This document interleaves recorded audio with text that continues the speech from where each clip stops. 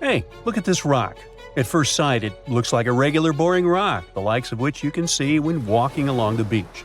Its color doesn't stand out, and its weight is pretty regular, around 4 pounds. But everything changes when you learn that this rock was born on Mars, traveled all the way to Earth, and ended up in Antarctica. Ah, now the story sounds much more fascinating. So let's find out the details. Researcher Roberta Score, who worked on the Seismic Project, which stands for Antarctic Search for Meteorites of the Denver Antarctic Program, found this meteorite in 1984. If you want to decipher the name of the space traveler, I can help you. It comes from the place where the scientists spotted it, the Allen Hills of Antarctica, hence ALH. And then we've got the year of the discovery and the number of the sample. If you think that Roberta picked up the rock and exclaimed something like, "Woohoo, I'm holding a chunk of Mars," I'll have to disappoint you. At the very beginning, it was totally unclear where the meteorite came from. And one thing confused researchers even more. The meteor was very different from other meteorite groups found on our planet. Okay, but then how did they finally figure out it was a visitor from Mars? All thanks to traces of gas similar to those that make up the atmosphere of the red planet. We learned about its composition thanks to the brave Viking lander that carried out the necessary analysis in situ in 1976. Anyway, back to our rocky discovery. It's actually very special, and not only because the rock arrived from far, far away.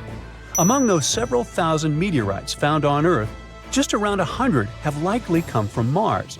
And even so, our guy is different from them and seems to be part of a separate group. So let's go into the past and follow the life story of this cosmic traveler.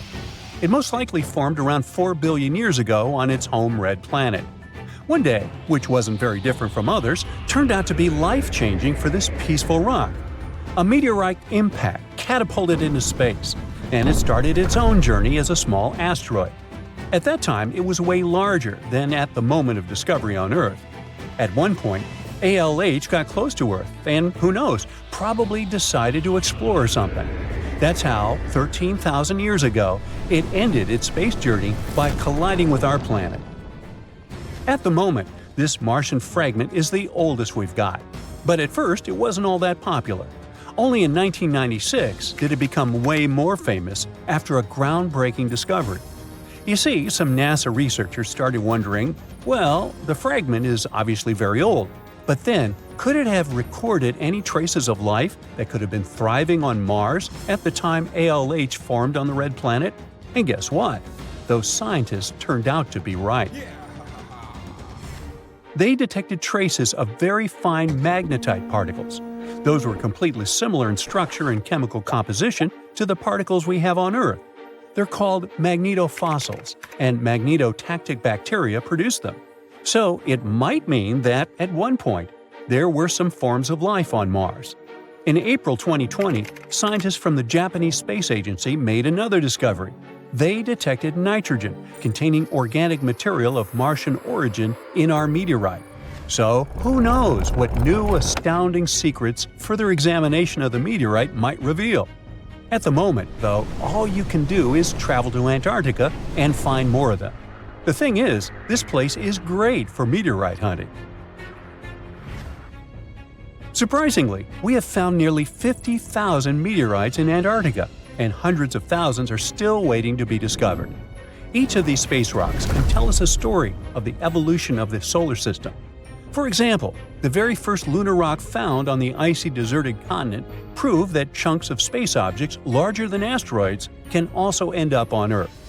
So, let's say you got inspired and decided to go meteorite hunting all the way to Antarctica.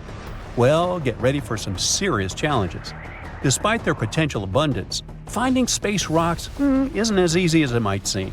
You'll have to visit remote areas, and there's still no guarantee that you'll be able to spot a meteorite. And that's actually a huge problem. Meteorites are vanishing from sight. Currently, scientists find about 1,000 meteorites in Antarctica each year. But according to a new study, about 5,000 more get hidden out of sight every year. The culprit is warming temperatures. Worried scientists created a model that could help them figure out where those meteorites might surface. This model was quite complicated.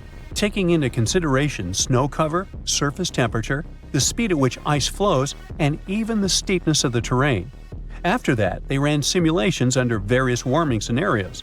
It turned out that meteorites indeed sank out of sight as temperatures rose. To say that the researchers were upset is obvious. They didn't expect that climate change would affect their work so much. Even though those areas are below freezing, people still managed to ruin a crucial archive of the solar system. But let's get back to your meteorite hunt.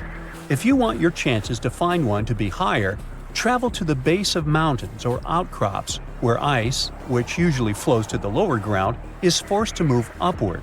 But make sure to take your windbreaker with you. In those places, powerful winds brush away snow, exposing bright, vivid blue ice. Instead of melting, this ancient ice can change directly into water vapor, and it helps expose meteorites that would otherwise remain hidden. You need to hurry though. Meteorites at the surface disappear quickly. Even when temperatures are well below freezing, the rocks can still absorb some of the sun's heat and melt the ice. It's like they're creating underground, or shall I say under ice, tunnels for themselves, sinking and hiding from sight. Sometime later, refreezing closes the entrance to those tunnels, effectively trapping meteorites inside, tucked out of sight. Now, scientists admit it's very tricky to find working methods to spot meteorites. And if we don't hurry and develop such methods, we might lose between 80,000 and 250,000 space rocks in total. No wonder scientists are on a mission to find more meteorites. They're focusing on meteorite stranding zones. Those are places where meteorites often gather on the surface because of specific features of geology, ice flow, and climate conditions. As you already know, you can find meteorites on blue ice without snow cover. This makes meteorites easy to spot. But finding such hotspots is often pure luck.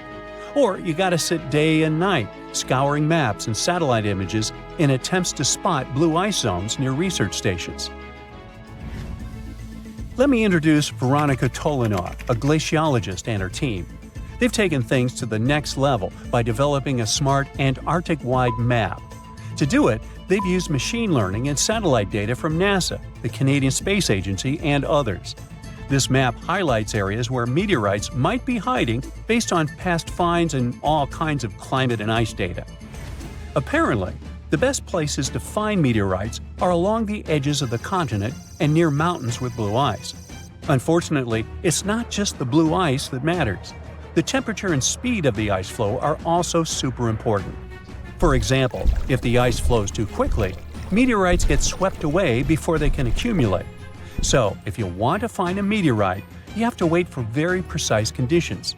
The surface temperature has to stay below 16 degrees Fahrenheit almost all the time. Otherwise, meteorites sink. You can start with the Allen Hills region. Yup, that's where our ALH friend was discovered.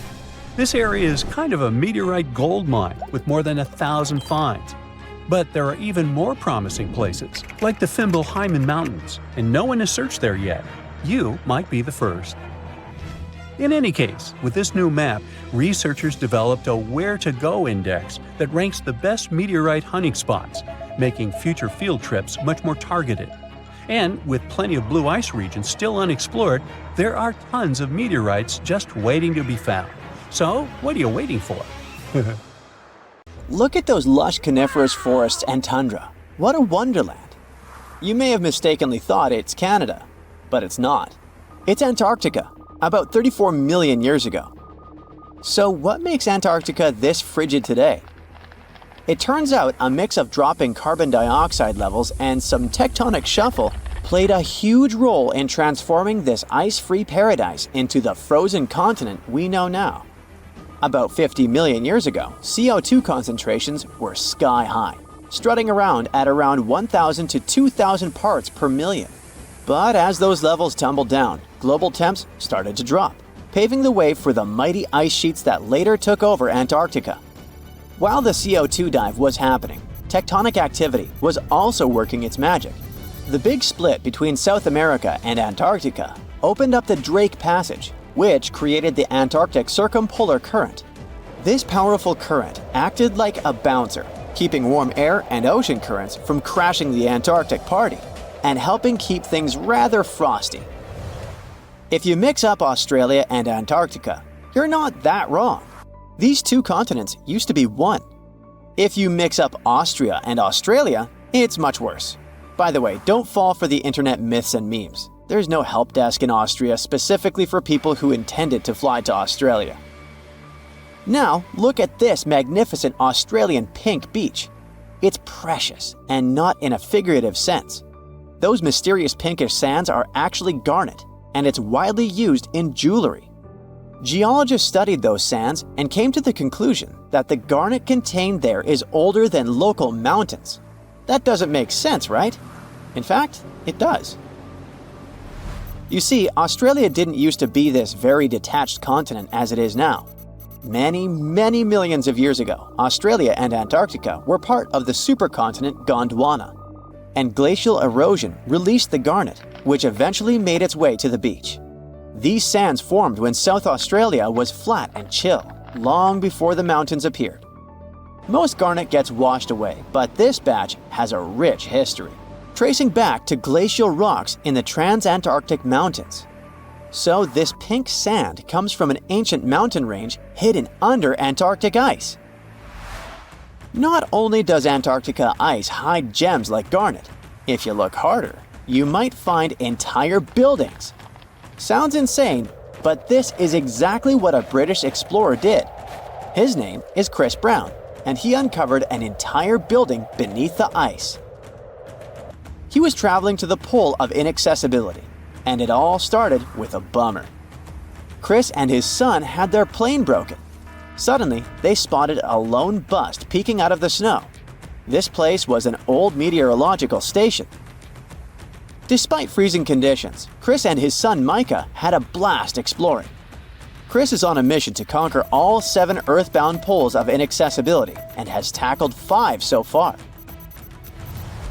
I guess you already know that Antarctica is the largest desert on Earth, much larger than the Sahara or the Gobi. Still, despite being the driest continent on Earth, it boasts a seriously weird waterfall.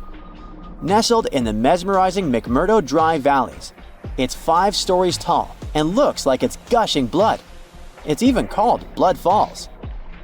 It may look outlandish and even frightening, but its nature can be easily explained. The water that creates this crimson cascade was once a salty lake, but over time, it became sealed off from the outside world when glaciers formed on top of it. Now, this ancient water hanging out 1,300 feet below the surface has cranked up its salt levels to 3 times saltier than the ocean. This salt water is also loaded with iron and gets 0 oxygen or sunlight. When the iron-rich water trickles through a crack in the glacier and meets the air, it rusts up, turning dark red. You may have mistakenly heard that no bug species belongs to Antarctica, but it's not exactly true, because there's this tiny Antarctic midge living there. Plus, there are some spiders too. Those aren't your average spiders hanging out in the darkest corners of your apartment. Those are critters lurking in the chilly darkness of the Antarctic ocean floor.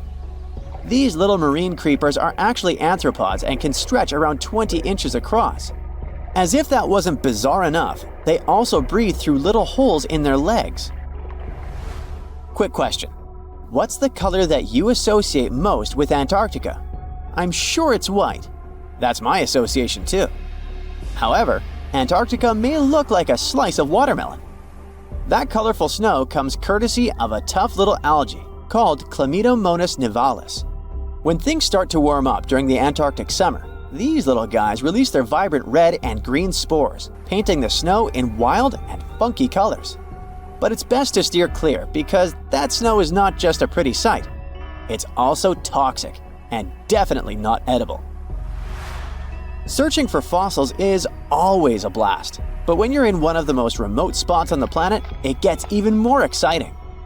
A diverse team of scientists recently hit the mother lode, pulling in over a ton of fossils from ancient marine life, dinosaurs, and birds from the late Cretaceous period, about 71 million years ago. Their adventure kicked off with a flight to South America, followed by a 5-day trek through the infamous Drake Passage. Upon reaching Antarctica, they set up camp using helicopters and inflatable boats. You might be thinking, why dig in Antarctica with all that ice? Well, it turns out there are places where rocks pop up, depending on the season. The team went to James Ross Island, located in the Antarctic Peninsula, and they went there during February and March. And that's one of the few parts of Antarctica where in summer, rocks are exposed, and those rocks can come from the age of dinosaurs. The expedition was a success, as they discovered over a ton of remarkable finds. Next up, the fossils will head to Chile before making their way to Pittsburgh's Carnegie Museum of Natural History. Among their discoveries, they found relics dating back about 71 million years, alongside some around 67 million years old, including plenty of snails, clams, and various marine creatures. Yikes! Look at this creepy sea worm. It could live in LA and be a star in a horror movie, but it chooses to call the chilly waters of the Southern Ocean near Antarctica its home. These worms can grow up to 8 inches long and 4 inches wide, but don't let their spooky exterior trick you. Research suggests they might actually be superheroes in disguise, playing a vital role in keeping ecosystems buzzing. Now, see that head?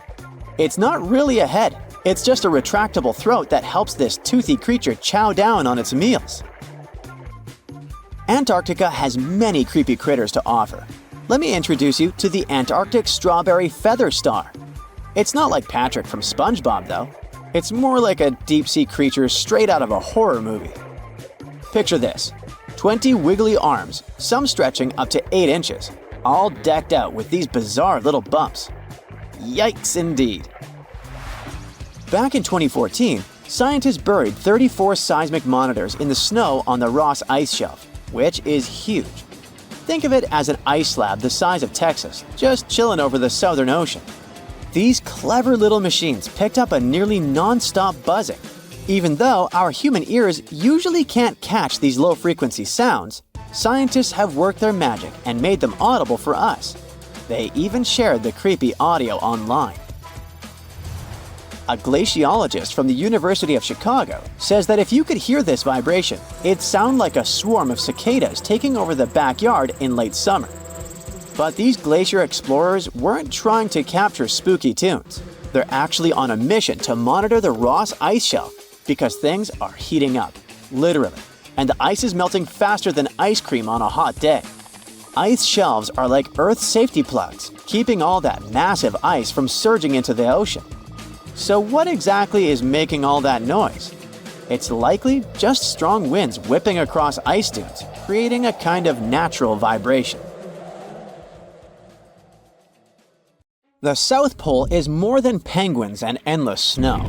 There's a hidden ghost world within it. Look, it's right here on the globe. Don't confuse Antarctica with the Arctic, which is at the top of our maps. Much smaller in size, and let's face it, way less mysterious. The ice sheet covering Antarctica is about 1 to 3 miles thick, which is up to 16 Eiffel Towers stacked on each other. This massive blanket hides the true features and contours of Antarctica's land.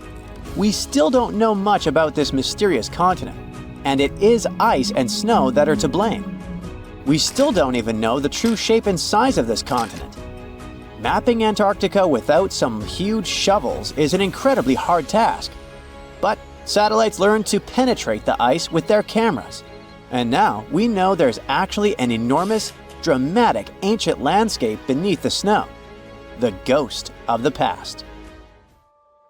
About 90 million years ago, Antarctica was a much warmer place. It was actually a lush rainforest with tons of plants and probably teeming with life. It even had rivers flowing through it. Then the ice came. This happened about 34 million years ago, during the transition from the Eocene to the Oligocene, when our planet cooled significantly. It was the beginning of one of our several ice ages. The land remained, but now was hidden under ice and snow that got thicker and thicker. To a regular eye, Antarctica turned into a white desert, vast, flat, and featureless. Time went on. This massive ice sheet moved around, smoothing, and shifting the ground beneath it. Over the millions of years, it changed what the land looked like. Now, if we looked under the ice, it wouldn't hold any signs of the original South Pole, except for one place. In areas where the ice is especially thick and doesn't move much, like in East Antarctica, it has actually worked the other way around. It became like a super thick blanket that protects the land. Normally, things like wind or rain slowly wear away the ground over time, changing its shape. But since we have this protective ice blanket, it prevents these natural processes from reaching the stuff underneath. So, the ground stayed almost the same for millions of years, like it's been frozen in time. This special area near the Aurora and Schmidt subglacial basins has become the ghost of Antarctica's landscape. This place was barely touched even since it was first covered in snow 34 million years ago. This is a historical footprint, a place that can tell us what Antarctica's ground looked like before it became a freezing nightmare. As scientists peered under East Antarctica, they saw an amazing ghost. The traces of the rivers that were flowing there millions of years ago, various valleys, and some weird little islands, as well as 3 big chunks of land shaped like the letter U. Hey, what's that all about? You see, the continents on our planet are moving constantly, sliding along the red-hot lava mantle like cereal on milk. Over history, they came together and broke apart several times. Hundreds of millions of years ago, several continents were a part of one enormous Gondwana. Antarctica was one of them. It used to be one huge landmass. But when Gondwana broke apart, the poor continent got stretched by tectonic forces. Parts of land were pulled away from each other. Whoosh! And they got torn apart. And that's how we got these big chunks or blocks of land under thick layers of ice.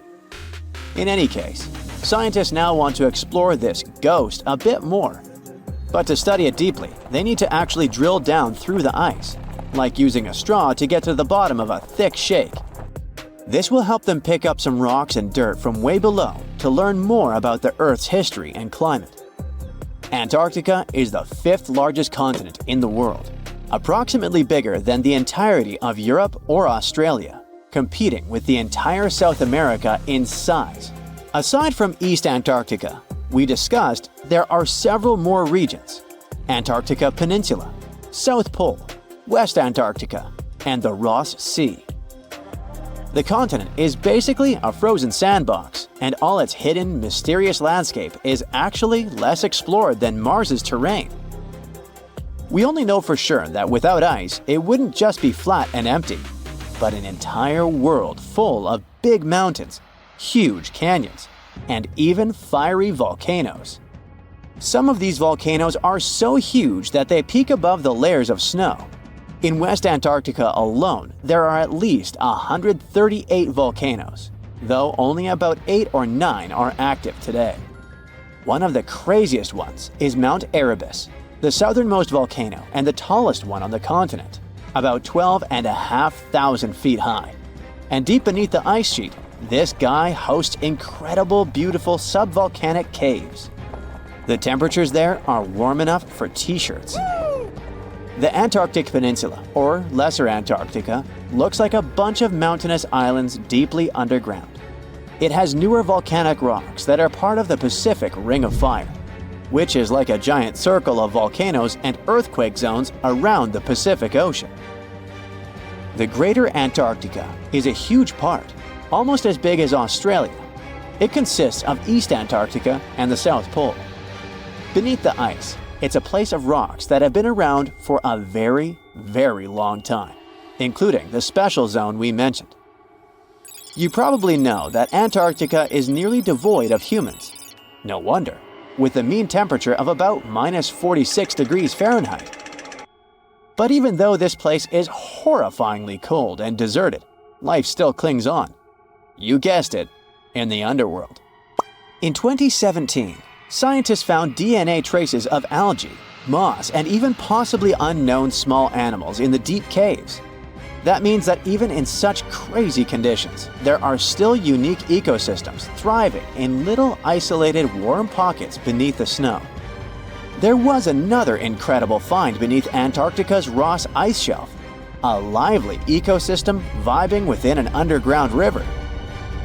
Scientists have long suspected that Antarctica's underworld should have some freshwater lakes and rivers.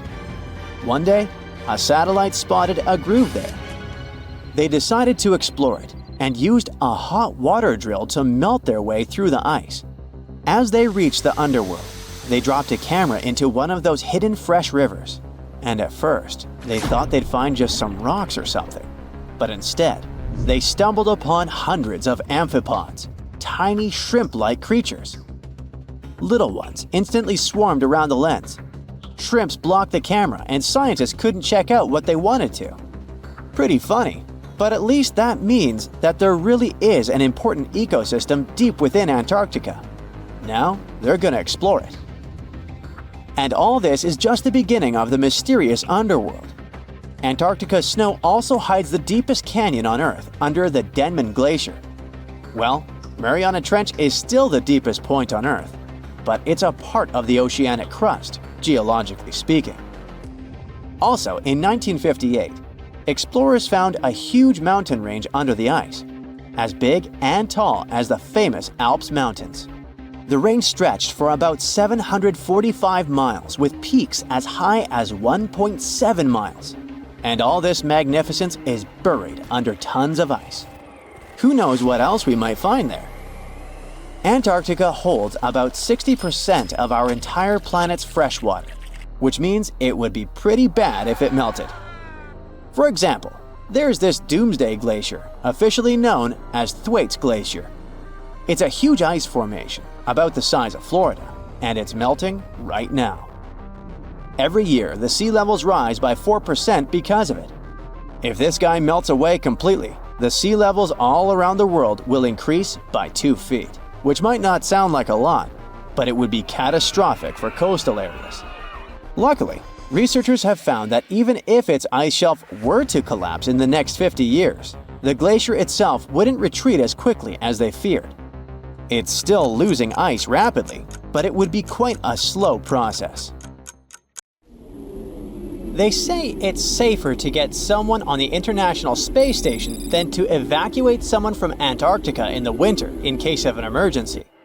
So if you're wondering what it's like to be an astronaut but aren't ready to leave the Earth, consider the career of an Antarctica explorer. The desert conditions around the South Pole are much like those on Mars. The lowest temperature ever recorded here was almost minus 129 degrees Fahrenheit. You can find more meteorites here than anywhere else on Earth. Plus, there isn't any sunlight here for 6 months every year, just like in space all the time. So, NASA scientists use this land to test their space robots, to design the best astronaut meal plans, and to know what it would feel like to fly to another planet in complete isolation. The first people came here to stay on purpose for the whole winter in 1899. All 10 of them lived in a small cabin made of pine wood that was only about the size of 2 bedrooms. The windows were boarded up, and the roof was covered in sealskins. Heavy coal held it down to stop the wind from blowing it away. Even though it was tough, all the men survived except for one. More than 100 years later, the little hut is still standing and is the oldest building in Antarctica.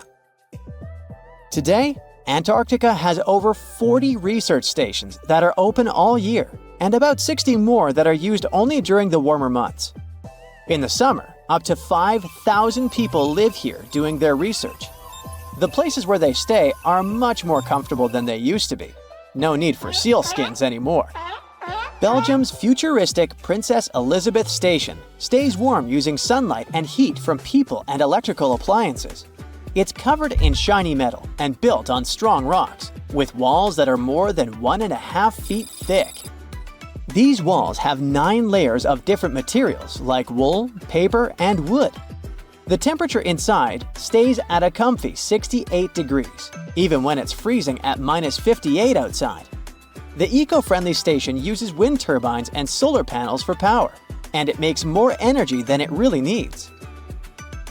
Brazil's Comandante Ferraz station is divided into 3 levels, kinda like a themed hotel.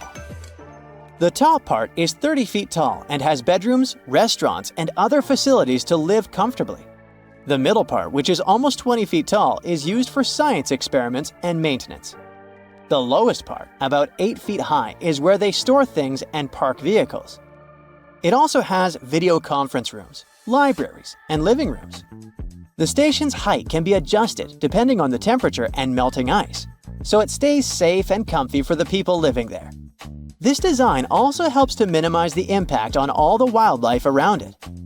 Another interesting station is Britain's Halley 6 Antarctic Research Station, which looks like a robot from Star Wars. It's made up of 8 separate sections. The station sits on tall legs that allow the wind to blow the snow away. This way, it isn't stuck to the ground. The bottom is shaped like sleds, so they can move the station around when needed. This is important because it sits on a huge moving glacier, which slowly pushes it towards the sea. The station sleds let it be moved back regularly for important studies, like observing the atmosphere. This is the first research station that can be fully moved like this. Some scientists don't stay at research stations, but live in tents on the ice for days. They spend around half of the time trapped inside because the wind blows some serious amounts of snow on the tents and blocks the exit. They say it feels like exploring space. One earthly question, though, is how they use the bathroom while out exploring in Antarctica and not at a research station. There aren't any real bathrooms unless you bring or make one. Some explorers use a special tent just for that, or build snow walls or igloos for privacy. All waste has to go with them when they get back to the research station. You can't just leave the waste in the wild there, according to the Antarctic Treaty System that regulates all human activities.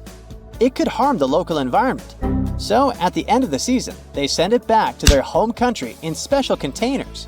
So nothing stays in Antarctica. Each research station gets its freshwater in different ways. In the past, people had to shovel snow and ice into big tanks and then heat it up to melt it into water. Now they mostly pump water from a lake that forms when ice melts and store it in a heated building. On average, one station needs about between 2,500 and 4,000 gallons of water every day. To save water, people can only take 3-minute showers.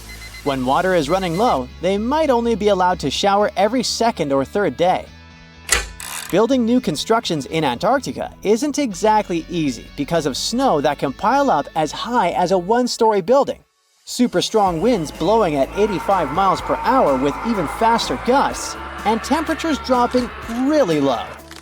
The weather only allows transportation for about 12 weeks each summer, so some stations take years to finish. Storing everything once it arrives is tricky too, because there's not much space and the weather is extreme. Most materials stay in their shipping containers, and for things that need to stay warm, they bring special heated storage containers. So, architects have to get creative with designs and try to use less building material.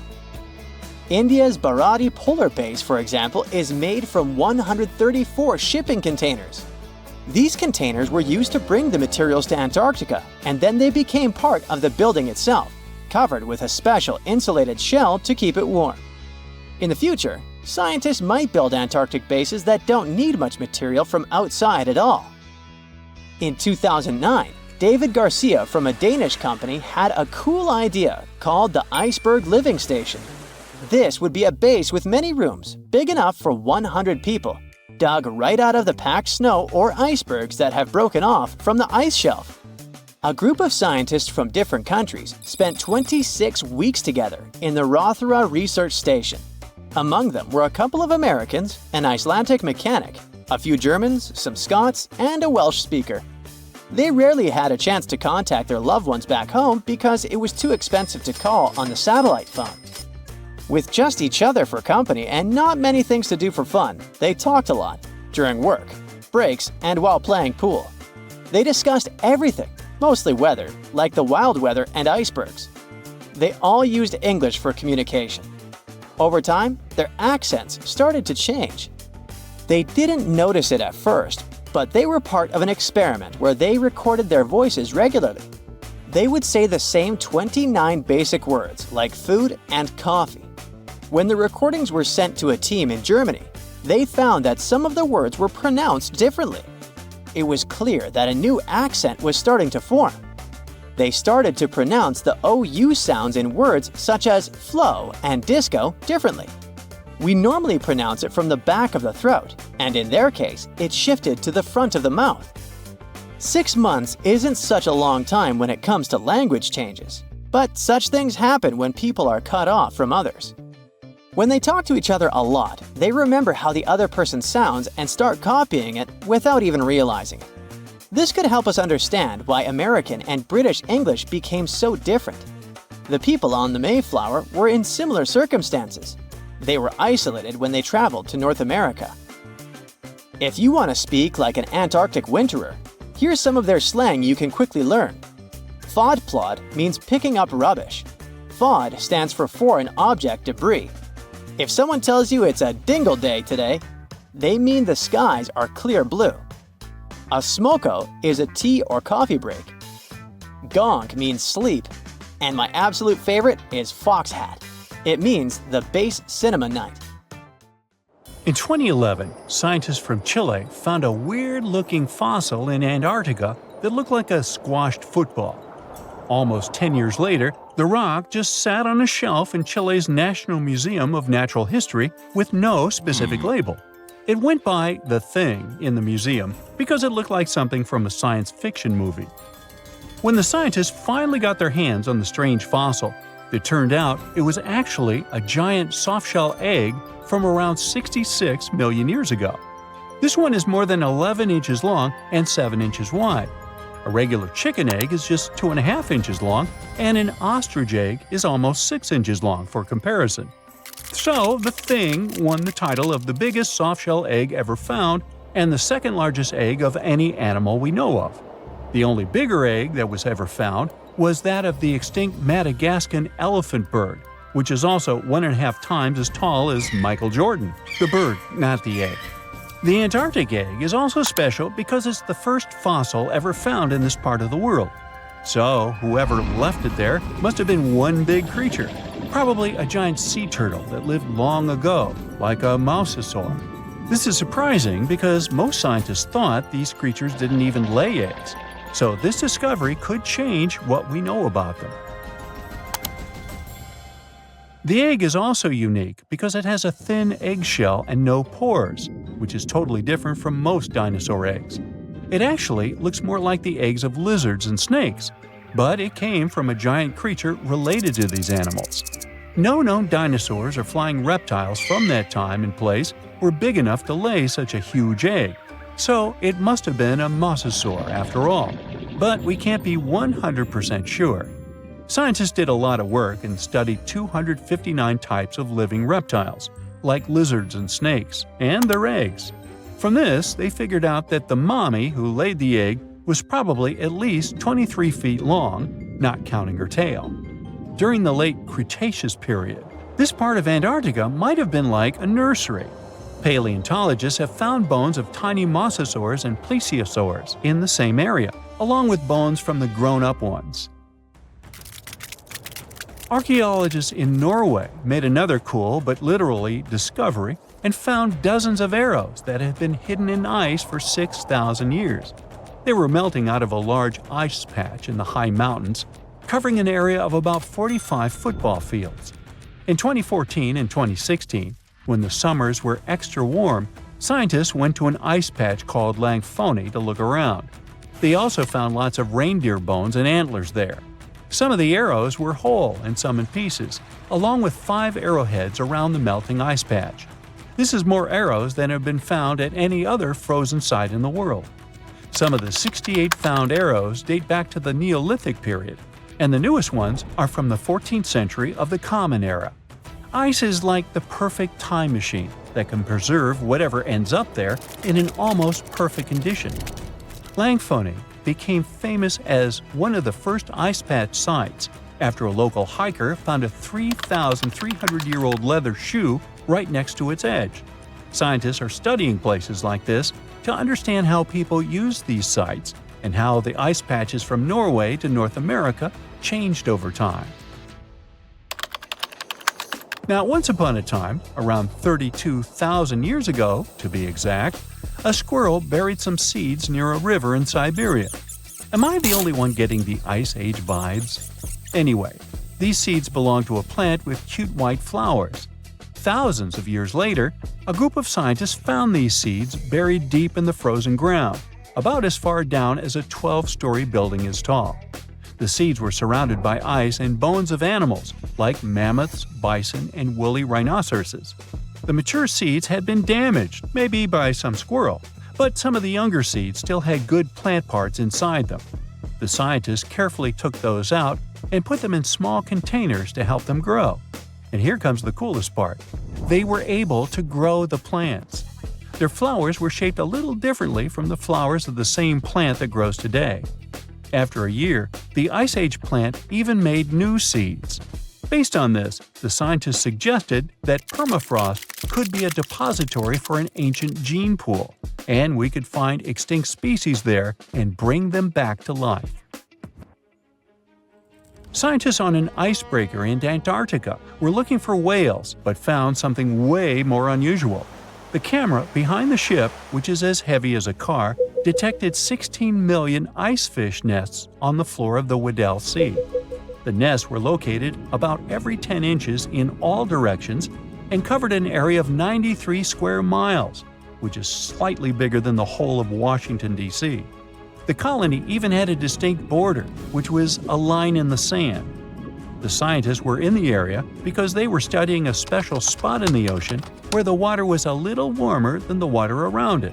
In this warmer water, they found tiny animals called zooplankton near the top.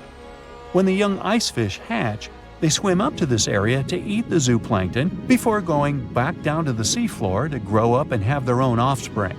Since there was so much food, it made sense to see icefish in this warm water. But they didn't expect to find such a huge number of icefish nests, much more than anyone had ever seen before.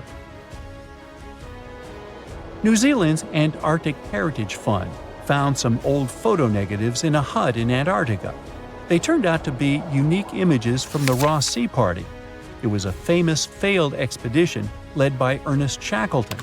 He wanted to become the first person to cross Antarctica by land, from the Weddell Sea to the Ross Sea, passing through the South Pole. But things went wrong when their ship, the Aurora, was blown out to sea. They had to use the hut from another explorer, Captain Robert Falcon Scott. His goal was to be the first person to reach the North Pole, but sadly, he didn't succeed either. The negatives were made of cellulose nitrate and were found stuck together in the small box. The Trust took the negatives back to New Zealand, where they carefully separated them and discovered 22 hidden images. Many of the photos were damaged, but the Trust could still recognize some familiar places around McMurdo Sound, a well-known area in Antarctica. No one knows for sure who took the pictures. In December 2021, some scientists noticed a strange mark on the Larsen ice shelf, a giant sheet of ice off the eastern coast of Antarctica. They thought it might be a river flowing under the ice, so they drilled down over 1,600 feet to check it out. They expected to find water, but they didn't expect to see that the water was full of fast-moving creatures called amphipods. The scientists also found that the water in the underground river had unusual layers of currents moving in different directions, which they still don't fully understand. Another surprising thing happened during their research. On December 20th of the same year, a volcano erupted far away in Tonga, and the pressure waves from the eruption were detected all the way down in the ice river in Antarctica. It shows how everything on our planet is connected, even in the most distant places. This sleek, state-of-the-art submarine named Ran was sent to explore the depths of Antarctica. But as soon as it discovered something, it mysteriously disappeared. So, what happened? It all started when scientists wanted to explore one of the most remote and mysterious places on Earth, the Dodson Ice Shelf in West Antarctica. This ice shelf, Silent Giant, stretches 30 miles wide. That's almost the length of New York City. It stands between two icy promontories, the Martian and Bear Peninsulas, and it hides an entire world of geological mysteries. If you think that Antarctica is nothing but a desert of super thick snow and ice, you're wrong. There are entire landscapes hidden deep down there. The underside of the Dodson ice shelf is a rugged, dynamic terrain shaped by the slow, relentless forces of nature. There are towering ice formations, deep troughs, and bizarre structures stretching for hundreds of feet. Scientists are super curious about it, but as you can imagine, this landscape isn't easy to explore at all. To find out more, we have to scan the area with satellites or try drilling through the snow, trying to collect the big picture, piece by piece. But these methods only gave us vague hints. The real breakthrough happened when scientists came up with the idea to let the submarines explore it. Autonomous submersibles could swoop deep into the icy waters beneath the Dodson ice shelf and tell us what's up down there. These robotic explorers have fantastic advanced sonar systems. It's that thing that bats or dolphins do. They can use sound to see the world. Basically, they send out sound waves underwater, and when those waves hit something like the ice shelf above or the seafloor below, they bounce back to the system. Animals feel how long it took for the sound waves to return and how they changed. And this helped them understand what's located where. For example, clicks that dolphins send out tell them where the fish are. We copied this crazy evolutionary trick and adapted it to our underwater exploration. Only our version is much cooler, with a higher level of precision, so we created detailed maps of the environment. The Rand submarine was one of those robotic explorers. It was named after the Norse deity of the sea. Ran had been meticulously programmed to navigate a treacherous landscape of Antarctica. But even with all this training, its journey led to an unexpected and eerie end. In 2019, Ran was sent to explore the depths beneath the Dodson ice shelf. It was a hero, the first one to go on a mission like this. The team said it was like seeing the other side of the moon. For 27 straight days, it worked tirelessly. It traveled over 620 miles beneath the thick ice. That's like a journey from Paris to Berlin. Ran went further and deeper than anyone could have imagined. At one point, it reached over 10 miles into the glacier's belly, and what it discovered down there was astonishing. Scientists thought there would be some smooth, uniform ice surfaces, but Ran revealed an underside marked by huge cracks, ridges. There were formations that looked like sand dunes, frozen in time. And finally, it found some mysterious swirling and teardrop-shaped patterns. They all looked more like art than geology.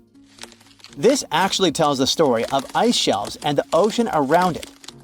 Warm water sneaks in under the ice and melts it from below.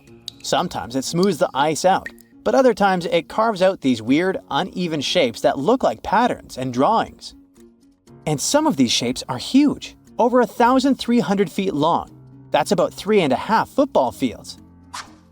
The reason why they look like swirling doodles is because the Earth spins. It makes the water turn in special ways, bending the shapes and drawing these spirals. It's called the Coriolis effect. Imagine you were on a merry-go-round and tried to throw something like a ball. It would go in a curve, not a straight line.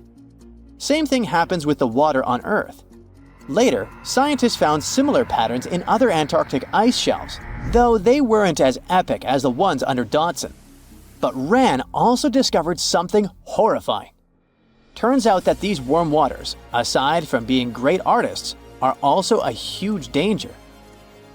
The Dodson ice shelf isn't just hanging out serenely on the sea. It's part of a very delicate system and acts as a protective barrier that holds back huge glaciers in West Antarctica. The ice shelf is floating on the ocean, but it's still connected to the land. As warm water sneaks underneath it and the ice melts, the Dodson can't hold on to the land as tightly anymore. The protective barrier starts to weaken, and this lets the glaciers behind it move faster into the ocean. When those glaciers flow into the sea, they add more water, which could cause sea levels to rise, eventually changing our coastlines. Rand stumbled upon huge pockets where the ice was melting at alarming rates, all due to powerful underwater currents. It was like seeing a ticking clock on the glacier. The stakes were high, but luckily the submarine was ready. This time, it managed to return. And then, it worked for 5 more years, helping scientists with tons of useful data. The missions were daunting. There could be periods where Rand slipped into the pitch-black cavity beneath the glaciers, spending 24 hours without communication. But it was mapping every peak and every valley. It gained experience from over 40 missions below ice. Then, in early 2024, Rand went on a mission to the Thwaites Glacier. The mission was bold from the start. This place is also ominously referred to as the Doomsday Glacier. It's called that because it's slowly melting and has the potential to raise sea levels worldwide if it collapses, causing catastrophes everywhere. That's why Rand was dispatched to explore its underbelly, a place that had never been mapped so intricately before. The idea was to uncover the glacier's secrets, study how rapidly it was melting and why. This was Rand's second time exploring Thwaites. During the previous visit, it became the first sub to ever map the glacier's underside. Rand was exploring the depths from 650 feet to 1,650 feet. It sent a lot of data about how the Doomsday Glacier was slowly melting due to warm ocean currents. But while venturing into these icy depths, something went wrong. Out of nowhere, Rand vanished. Without warning, without a trace. One moment it was sending back crucial data, and the next it had slipped into the abyss. No distress signals, no final transmission, and it didn't return to the point it was supposed to. People sent extensive searches, helicopters soared overhead, drones buzzed through the frozen skies, but no sign of the submersible emerged from the glacier's grasp. After a while, Rand's batteries would certainly run away. So at this point, it had definitely been swallowed by the abyss beneath 1,500 feet of ice. That was a huge and sad loss for the scientific team.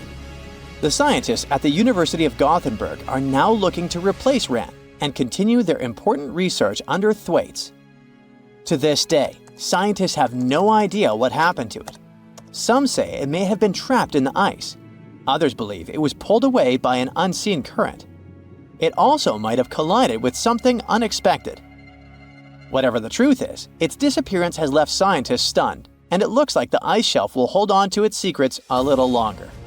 At least we gained a treasure trove of knowledge from Rand's journey. Scientists keep exploring Antarctica, looking for history that hides under the snow. For example, they discovered that around 90 million years ago, a lush temperate rainforest thrived near the South Pole. They revealed an ancient world far warmer than they ever imagined. Deep in Antarctica, they unearthed fossilized roots, pollen, and spores preserved in the soil. All this shows that there was a swampy rainforest that flourished despite months of polar darkness. All these discoveries changed our understanding of Earth's climate, both in the past and the future. The liger is probably the most popular hybrid animal and an incredibly large cat. You won't see them in the wild. People most deliberately breed them. Lions and tigers don't even inhabit the same areas. So, a liger is a mix of a male lion and a female tiger, and they can grow to be very big in a pretty short period of time. They're actually the biggest cats in the world. Hercules, the largest recorded liger, is a real example of that.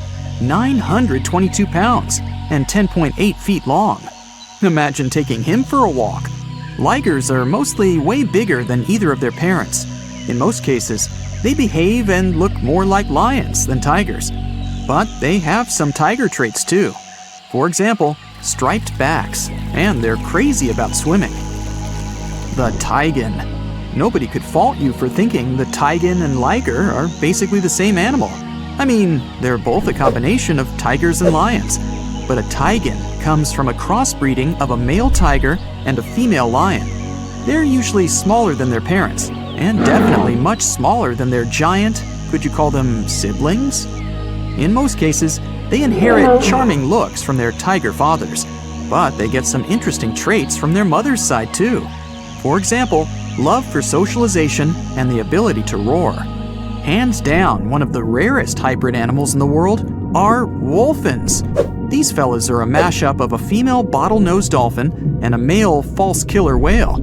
Its name might make you think differently, but a false killer whale belongs to the dolphin family.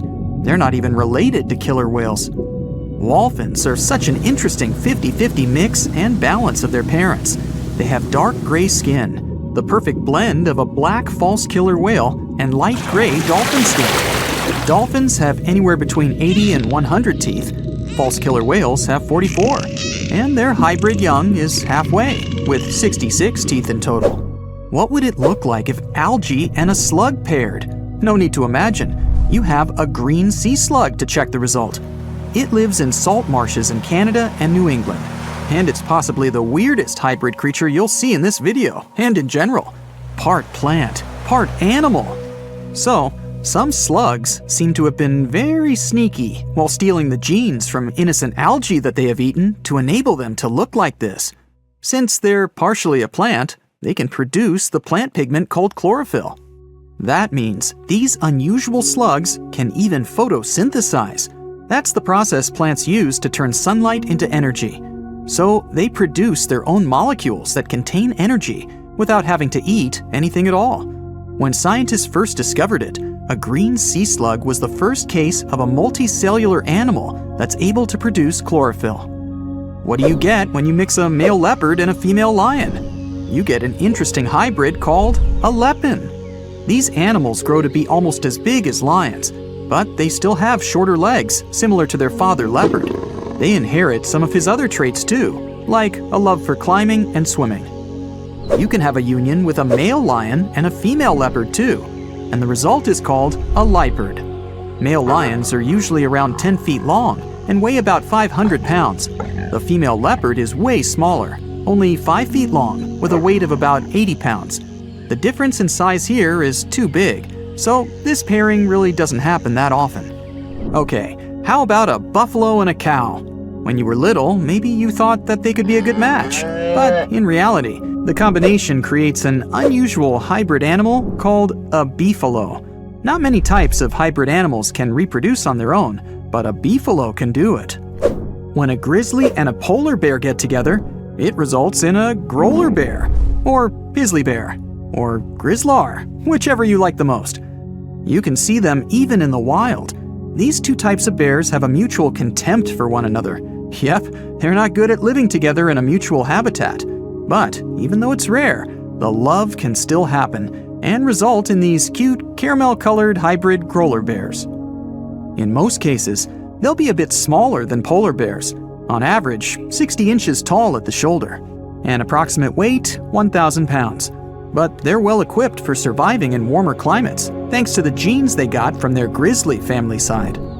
Now let's get to one pretty tough fella, the jag lion. As its name implies, it's the hybrid of a jaguar and a lion. We don't know much about these intriguing big cats because only a few of them exist. But there was an unintentional mixing between a black jaguar and a lioness, which eventually resulted in two jag lion cubs. One had a dark gray coat with black spots because of the dominant melanin gene black jaguars usually have. The other one had a lion color and the rosette pattern spots that remind you of a jaguar. Yep, you already know it. There are also ligwars, a hybrid of a female jaguar and a male lion. That's some colorful family. Speaking of wild cats, have you ever heard of a savanna cat? Savanna cats are in both categories of house pets and exotic hybrids, since they're a mix of a domestic cat and a wild African serval hybrid animal. We're talking about striking animals, almost as big as a domestic cat. But what gives them their exotic look are their tall bodies, slender forms, and spotted coats. These cats are extremely loyal, intelligent, and loving creatures. Here's one unexpected mixture, a zebroid. Technically, it's a name people use to describe a hybrid of a zebra and any equine species. But when you pair a zebra and a horse, their young is called a zorse.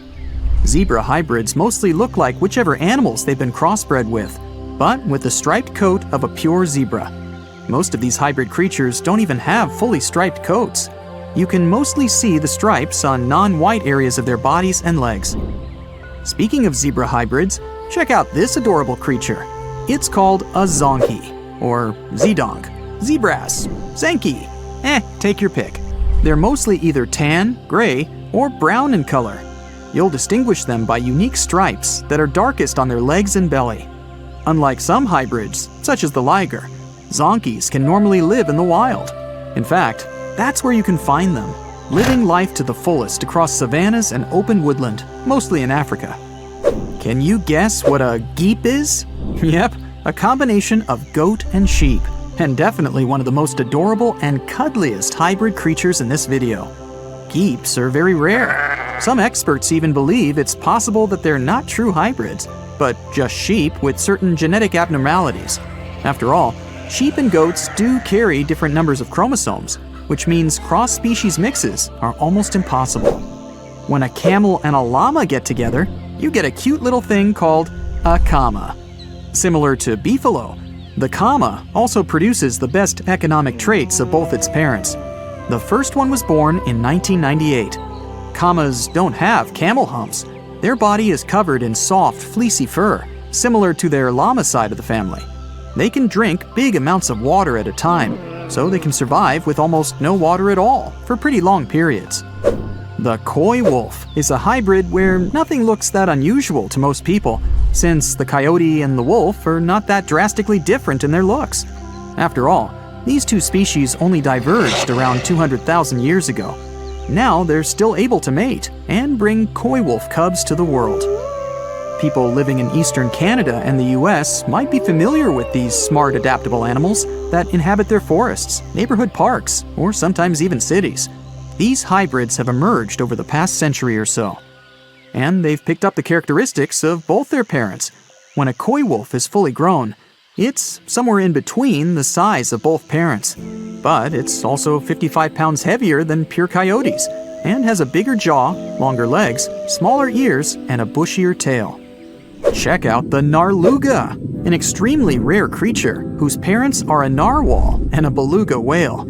It's a pretty strange animal, but far from being lonely, they mostly live in the North Atlantic. Scientists had suspected their existence for decades. In 1990, they found an unusual-looking whale skull located in an Inuit hunter's tool shed in Greenland. People from that area said that there were other similar-looking animals, and they fit the description of neither a beluga whale nor a narwhal. People said they had gray skin, narwhal-like tails, and beluga-like flippers. Narwhals and beluga whales are similar in size, and they share a family, the Monodontidae family. So it may not even be that surprising that they're able to successfully breed in the wild.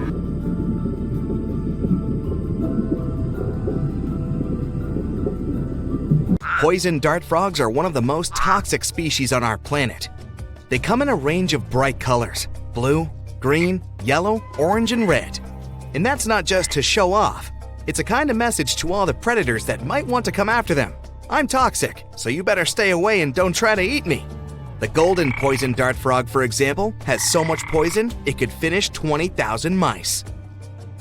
Vibrant colors in nature are generally a sign it's better to stay away from that animal, because it's a warning you're looking at something you definitely don't want to eat. Check a blue ring octopus, another extremely venomous creature. Unlike poison dart frogs or, for example, velvet ants, whose bright colors you see right away, this octopus shows its blue rings only when it feels threatened. With over 300 pounds and 10 feet in length, Komodo dragons are the heaviest lizards on our planet. They will go after almost anything that comes their way, including pigs, deer, smaller dragons, and even more challenging creatures, like big water buffalo. They camouflage and patiently wait for their prey to come closer, lying in the grass. Saltwater crocodiles. Their attacks are more frequent than those of sharks. They have a 3.5 times stronger bite than a lion and 25 times stronger bite than people do. One more superpower. These guys can literally launch their bodies out of water, and they do that with their tails. Hippos seem quite relaxed as they chill in the water, but they're actually pretty aggressive. They attack humans even more than leopards and lions. This guy is small, but it can be as threatening as a huge hippo. Meet the tsetse fly. It lives in sub-Saharan Africa, and travelers that love spending their time outdoors or in game parks should be careful about these insects. It's important to get the right treatment as soon as possible if it bites you. Pus caterpillars look all innocent and fluffy, but you'd better avoid touching them. They're venomous, and these wig-like hairs you see are actually spines that can cause multiple issues if you touch them. Ouch! Vespa mandarinia mostly build their nests underground, so it's trickier to find them. Their sting is like someone pierced you with a hot metal pin. The stinger is long enough to even go through the standard protective beekeeper's gear. The reef stonefish is the world's most venomous fish. There are 13 stout spines in its dorsal fin, and that's how this animal injects its highly toxic venom.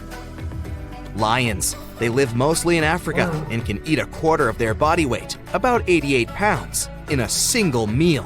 They mostly hunt at night and during storms because the wind and noise make it harder for their prey to hear and see them. Why hunt if they can just go and participate in some burger eating contest? Tigers mostly inhabit Asia. They're able to survive in different conditions since you can find them in various areas, from mountains to rainforests. As long as they have enough water, food, and cover, they can adapt to anything. Food can sometimes be a problem since they eat up to 60 big animals per year, with smaller ones as snacks in between. Fun fact, their skin is covered in stripes too, not just their fur. A bit of good news here. Wolves aren't really into eating humans. Still, sometimes they do go after people. They mostly attack when they don't have enough food or when they lose their habitat. Sharks have a bad reputation, but they mostly spend their time away from humans, catching smaller fish and other marine animals. Still, they'll defend themselves if you come to their area and they feel threatened. And in that case, their serrated teeth certainly don't look too peaceful. Ostrich may not belong to that list at first sight, but when it's cornered, this animal is perfectly capable of taking down big predators such as wolves and lions. Yeah, sometimes they can be brave, and in reality, they never stick their head in the sand when frightened. We can't forget to mention brown or grizzly bears, which are considered to be way more aggressive than other bears. It's 3.5 times more likely something bad will happen if you encounter them than polar bears. They're also 21 times more dangerous than black bears. And yet, brown bears are the most widespread kind of bears across the globe. When it comes to snakes, saw-scaled viper is definitely one of those you need to be careful with the most, because the consequences of its bite are statistically quite sad to say the least. It has enough venom that even its weakest bite could finish 2 people. Not just saw-scaled viper, there are multiple snakes you need to stay away from. Meet Philippine cobra. It lurks in forested areas, dense jungles, low-lying plains, and open fields. It especially likes areas near water and can spit its venom up to 9.8 feet away. Black mamba too, very venomous, kinda nervous, and when it sees you as a threat, extremely aggressive. It's among the world's fastest snakes, since it can move at speeds of up to 12.5 miles per hour. Australian box jellyfish is the most venomous marine animal in the world. It has tentacles covered in small darts with venom, and they can grow up to 10 feet long. Seeing even a small random spider in your home can be unpleasant, and picture if it was a Goliath bird eater instead, the largest spider in the world, and also one of the creepiest. You'll mostly find them spending their time in burrows with the entrances covered with the web. Luckily, their venom is not that bad to humans. It's like a wasp stinging you. Bad news for insects, you guys should be careful. This spider is a real danger for you. Platypus looks cute and harmless, but despite their funny appearance, they're one of the most dangerous animals in Australia. They have spurs located on their hind legs, and each of them is connected to a crural gland by a duct. And this gland creates a complex mixture of hundreds of toxins. Ugh! They have 2 layers of fur for waterproofing and insulation. With their fur, platypuses trap a layer of air right next to their skin so they can remain dry when they're underwater looking for food, which is about 12 hours a day. One of the stings you'll definitely feel the most is from the bullet ant. They're small, and their stinger is only up to 0.11 inches long, but it can still leave you with several hours of burning sensation. Pufferfish are poor swimmers, so they're most likely to end up as lunch for larger fish. But when they sense danger, they ingest big amounts of water together with air, so their body inflates like a balloon. They can puff up to even 2 to 3 times their regular size. A single pufferfish has enough toxin to finish 30 humans. The African buffalo is the only species of wild cow you'll find in Africa. You can recognize it for its heavy, rigid horns, and this, in combination with its massive size and aggressive nature, makes them very dangerous for whoever stands in its way. Elephants will respect your space most of the time, but only if you respect theirs. They can feel threatened by, let's say, a group of tourists that come too close and disrupt their personal space. In that case, they'll defend themselves and be very angry, which isn't such a nice scene. Wild dogs can be pretty dangerous, like dingoes in Australia. They can either live alone or move in packs of up to 10 animals, which can be especially tricky for their prey when the entire pack is after it. They can cross great distances and communicate with each other, howling like wolves. A star-nosed mole is certainly one of the weirdest looking creatures you'll come across. In some way, it looks like someone replaced its head with a very small octopus. They're not dangerous to humans in the way some venomous creatures or large predators are, but they can cause a lot of damage in your garden. In 1952, an Air Force plane called C-124 Globemaster II crashed into a big mountain while flying from Washington to Alaska.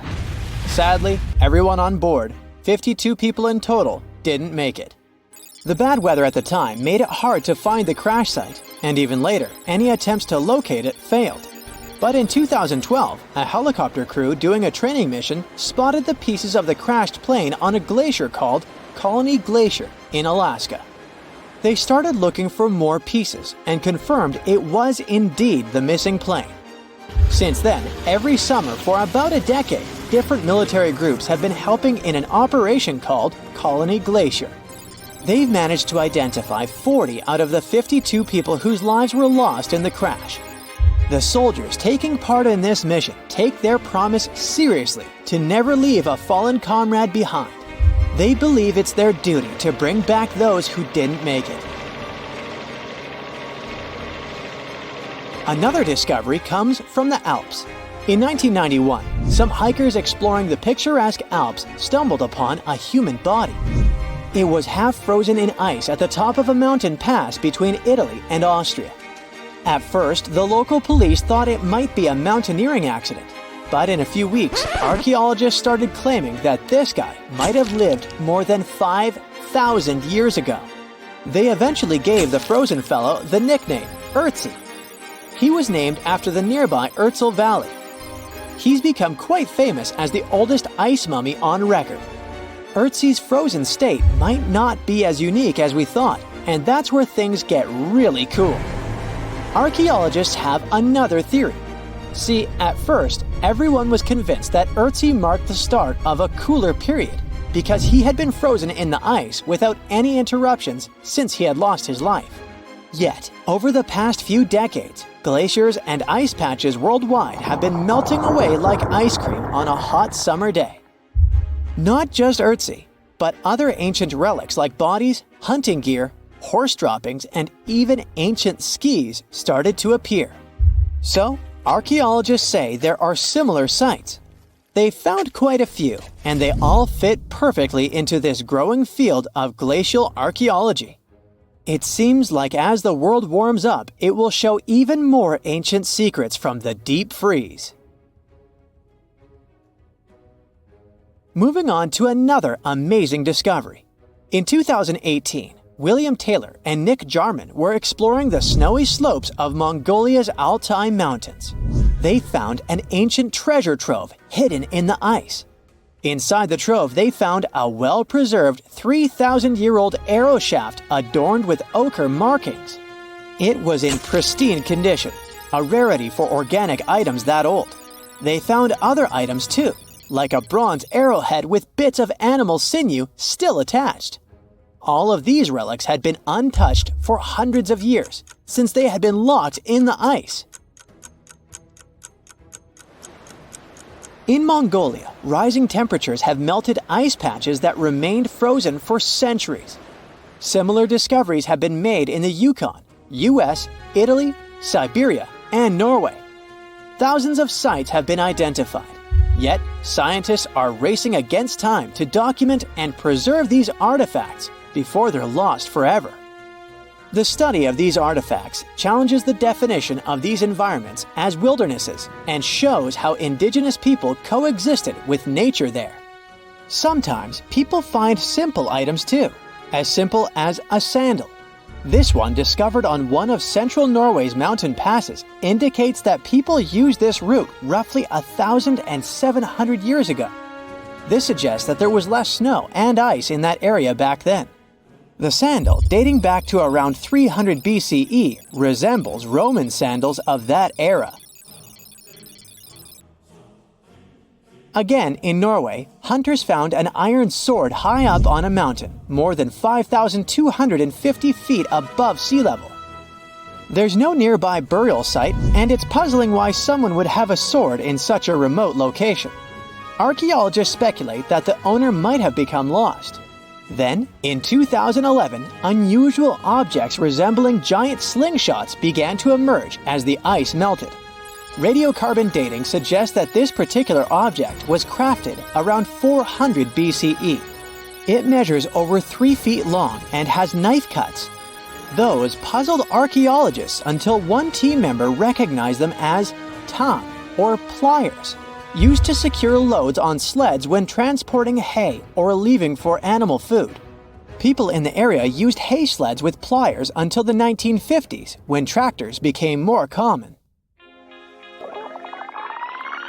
Now, let's get back in time to thousands of years ago. We can easily do that by looking at this woolly mammoth. This creature looks a bit like a cherished but slightly worn-out toy. This ancient giant, whose heyday was 39,000 years ago, is the best-preserved mammoth ever found. Even its signature shaggy hair is surprisingly well-preserved, having been trapped in glacial ice until its recent discovery in Siberia. This remarkable animal is stepping into the limelight in Yokohama, Japan. Scientists are running tests that might bring this extinct species back to life. When they stumbled upon this female mammoth, they uncovered a hidden treasure, a sample of her blood preserved beneath the ice. So they believe this ancient blood could hold the key to resurrecting the mammoth. They also found well-preserved muscle tissue. She was between 50 and 60 years old when she met her icy fate.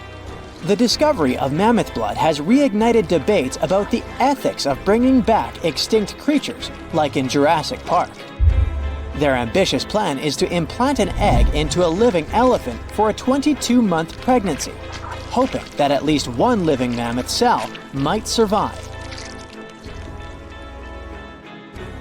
Hop on, we're going to the French Alps. We are at a spot not far from where an Air India plane tragically crashed 46 years ago. We're accompanied by a diligent mountain rescuer and his neighbor. They went to this area after a bunch of tourists had noticed a strange-looking thingy on a glacier. It was a bag. The Indian embassy in Paris got wind of it, and it was all set on getting that bag. What makes it kinda cool is that it had diplomatic mail and Ministry of External Affairs written on it.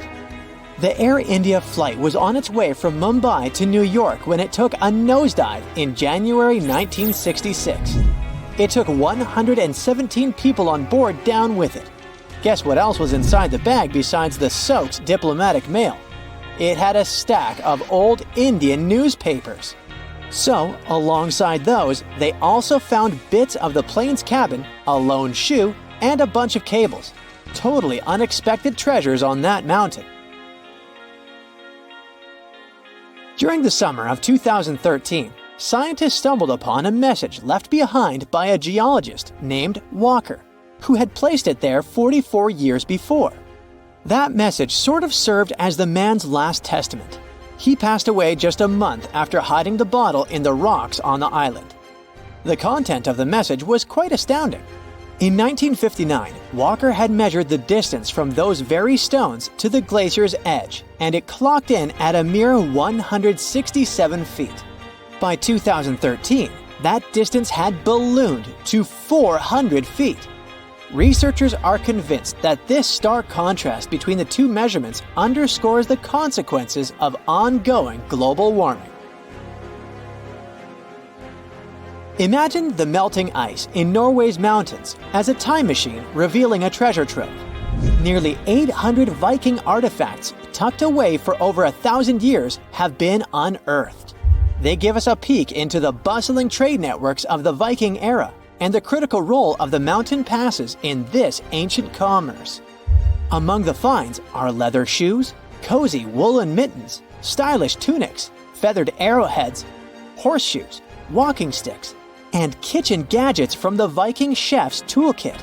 There are even Viking pack horse souvenirs. These artifacts provide us with insights into ancient travel habits and the peak times when those paths were bustling with activity, and give us a glimpse into the lives of adventurers. Psst, run! Really, it's not safe out there. There's a saber-toothed tiger lurking around. You better be careful. What are you doing? Don't peek. Okay, just one little peek. How's this possible, you ask? That's because you're in virtual reality, of course. These cool but very dangerous-looking big cats were alive during the last ice age. What if they decided to show up at your doorstep out of nowhere? Knock knock, a saber-toothed tiger is waiting for you to buy its cookies. Meanwhile, the coelacanth, this massive-looking fish, comes from a lineage that's been around for over 300 million years. We thought they didn't exist anymore until 1938, that is, when a live coelacanth was found again. Since then, they've been roaming the waters of the east coast of Africa and the waters of Sulawesi, Indonesia. Man, I wouldn't want to go for a swim and meet one of these fellas face to face. Their jaw has an intercranial joint, which means their mouth opens up by a lot. This is so they can eat large prey, like me. Not good. They're huge, too. Imagine a fish that's as long as you're tall and weighing as much as an average human. The takahe, a flightless bird, was thought to be gone in the year 1898. They're very cute, small and multicolored, usually not taller than your knee. But picture this. You're out for a hike in the Murchison Mountains. Looking around, you spot the bird you thought was extinct. But there they are, as happy as ever, surviving and chilling. Whole colonies of takahes was indeed found just 50 years after they were pronounced extinct. Good job, tiny little birds. A singing dog. Ever heard of those? Riley does sing sometimes when he's bored or hungry, but these are real performers. New Guinea singing dogs. They've been only recently discovered again in the wild for the first time in 50 years. Still, they were never completely extinct to begin with. New Guineans made sure they were safe next to them. But in the wild, very rare and hard to catch a sight of. Look, there goes one. The New Guinea singing dogs are called so because of their famous high-pitched singing. They sometimes sing together too. A dog choir of sorts, where they all howl together. I bet they sing better than I do in the shower. Not going far from this area, we have bats, but these ones are sort of different. You see, their ears are enormous. I guess that's why they're called the New Guinea big-eared bats. Clever. The species was found again when one of them was accidentally caught in a bat trap. Until then, I guess they were playing hide-and-seek with us, because up till 1890, they had been thought to be gone. They're still not out of the danger zone because of habitat loss.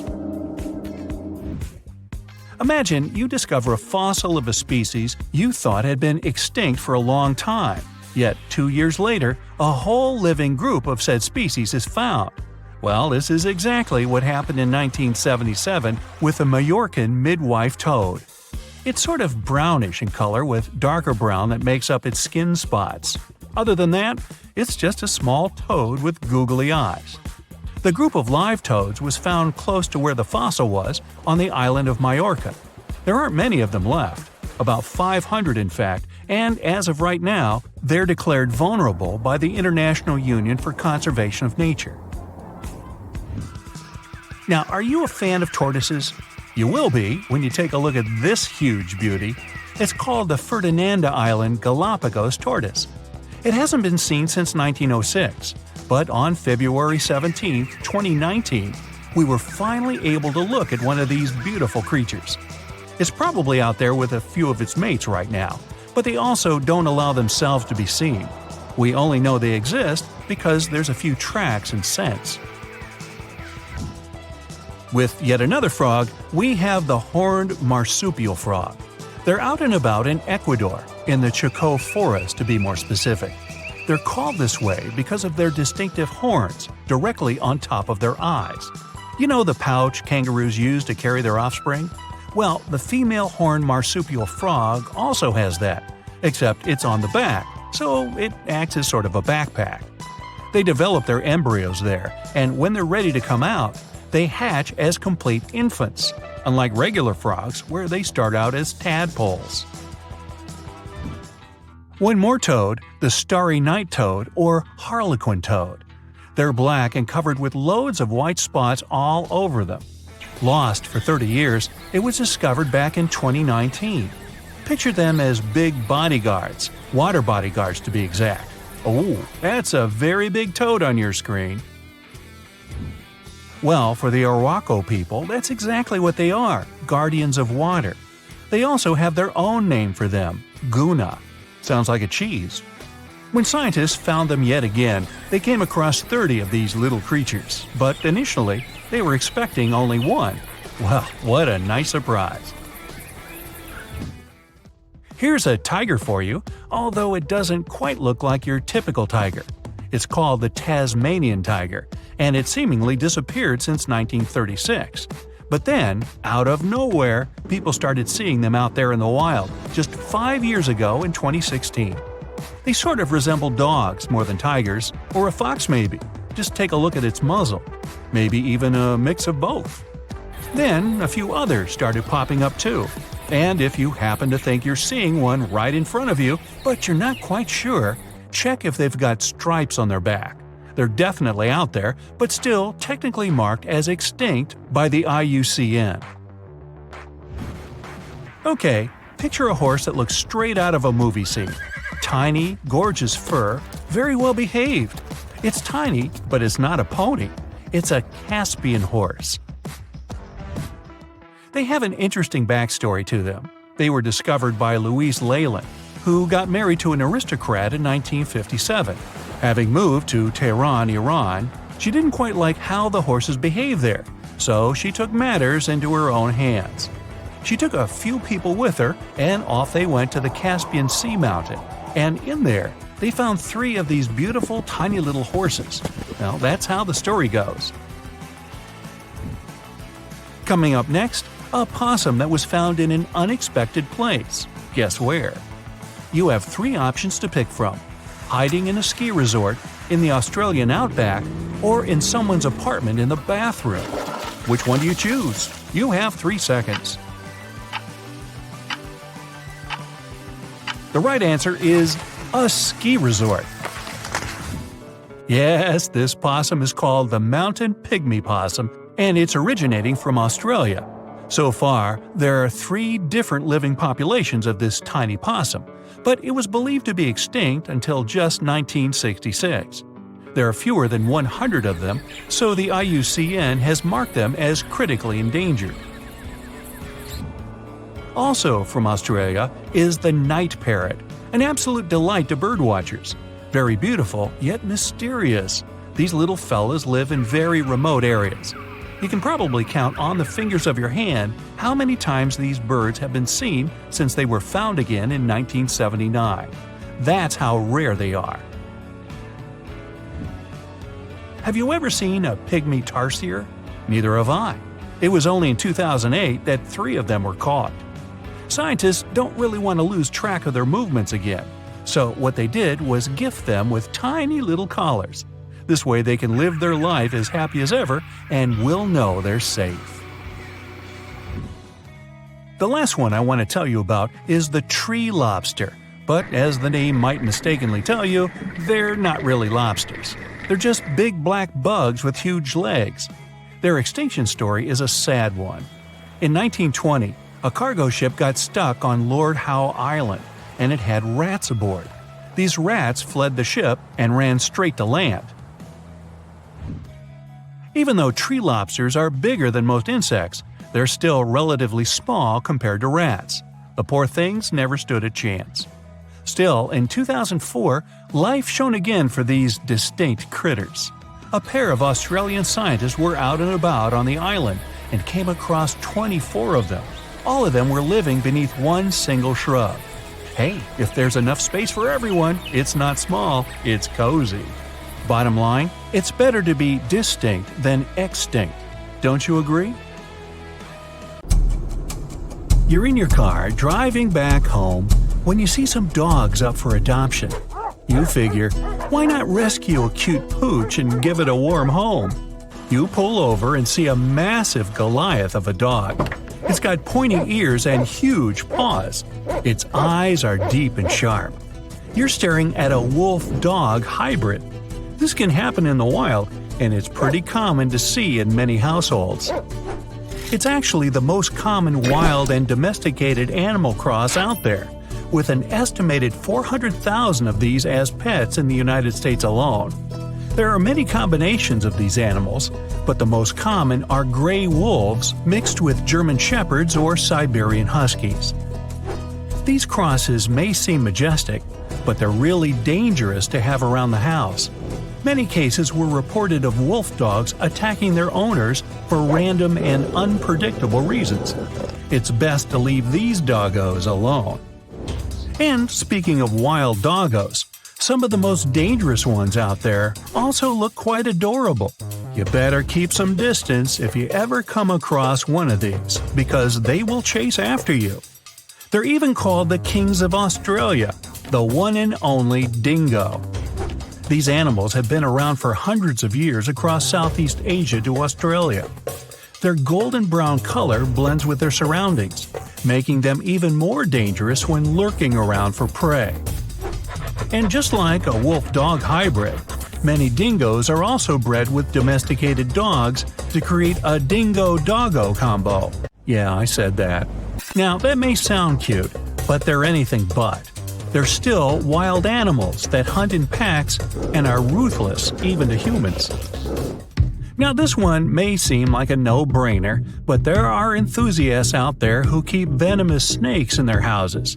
Not everyone can handle those serpents since they need proper care and attention. Some states even banned owning them. Sure, it may be pretty cool to show off one of these to a group of friends at a party, but stats show that there are at least 10,000 snake bites a year in the United States. Some of these are pets. Snake handling professionals equip themselves with proper gear and tools when extracting them from unwanted areas. So having one in the house on purpose is risky enough. And there are many venomous snakes in the wild that are actually in danger and shouldn't be kept at home unless for nurturing. When first introducing this animal, explorers described it as a mix of a duck, a beaver, and an otter the size of a house cat that laid eggs. Come again? Scientists brushed the platypus off as fiction until they saw it with their own eyes. Cute as it may be, this weird mammal is actually venomous. On its webbed back feet, its heels hold spurs for self-defense and to escape and wiggle their way out of danger. As you can imagine, keeping a venomous duck-billed beaver isn't something you should do, even though they look so adorable as babies. Platypuses are extremely hard to take care of and need massive amounts of real estate to swim and roam around. They're really picky with their diet and can be quite aggressive when handling them, but they might make a good secret agent. Owning a cat isn't usually a big deal, unless you're dealing with a serval. These wild cats are bigger than the typical house cat and look like little leopards. Yeah, they look majestic and like to jump from place to place, but they're still not highly recommended to keep at home. They've been known to cause a ruckus in the house and rip up curtains and couches with their claws. They rarely listen to humans and are aggressive when played with. They're very clever and need loads of places to climb and explore, and do all kinds of serval things. A slow loris is just an animal you want to hug all day. Its large, bulging eyes make you want to cry for joy. The way it grabs onto branches with its tiny hands brings smiles to everyone. And it does it all so slowly. But there's a dark secret to handling these primates. They're endangered and illegal. And even though they look oh so cute to handle, they're actually in extreme distress. They're night animals and can't handle too much interaction.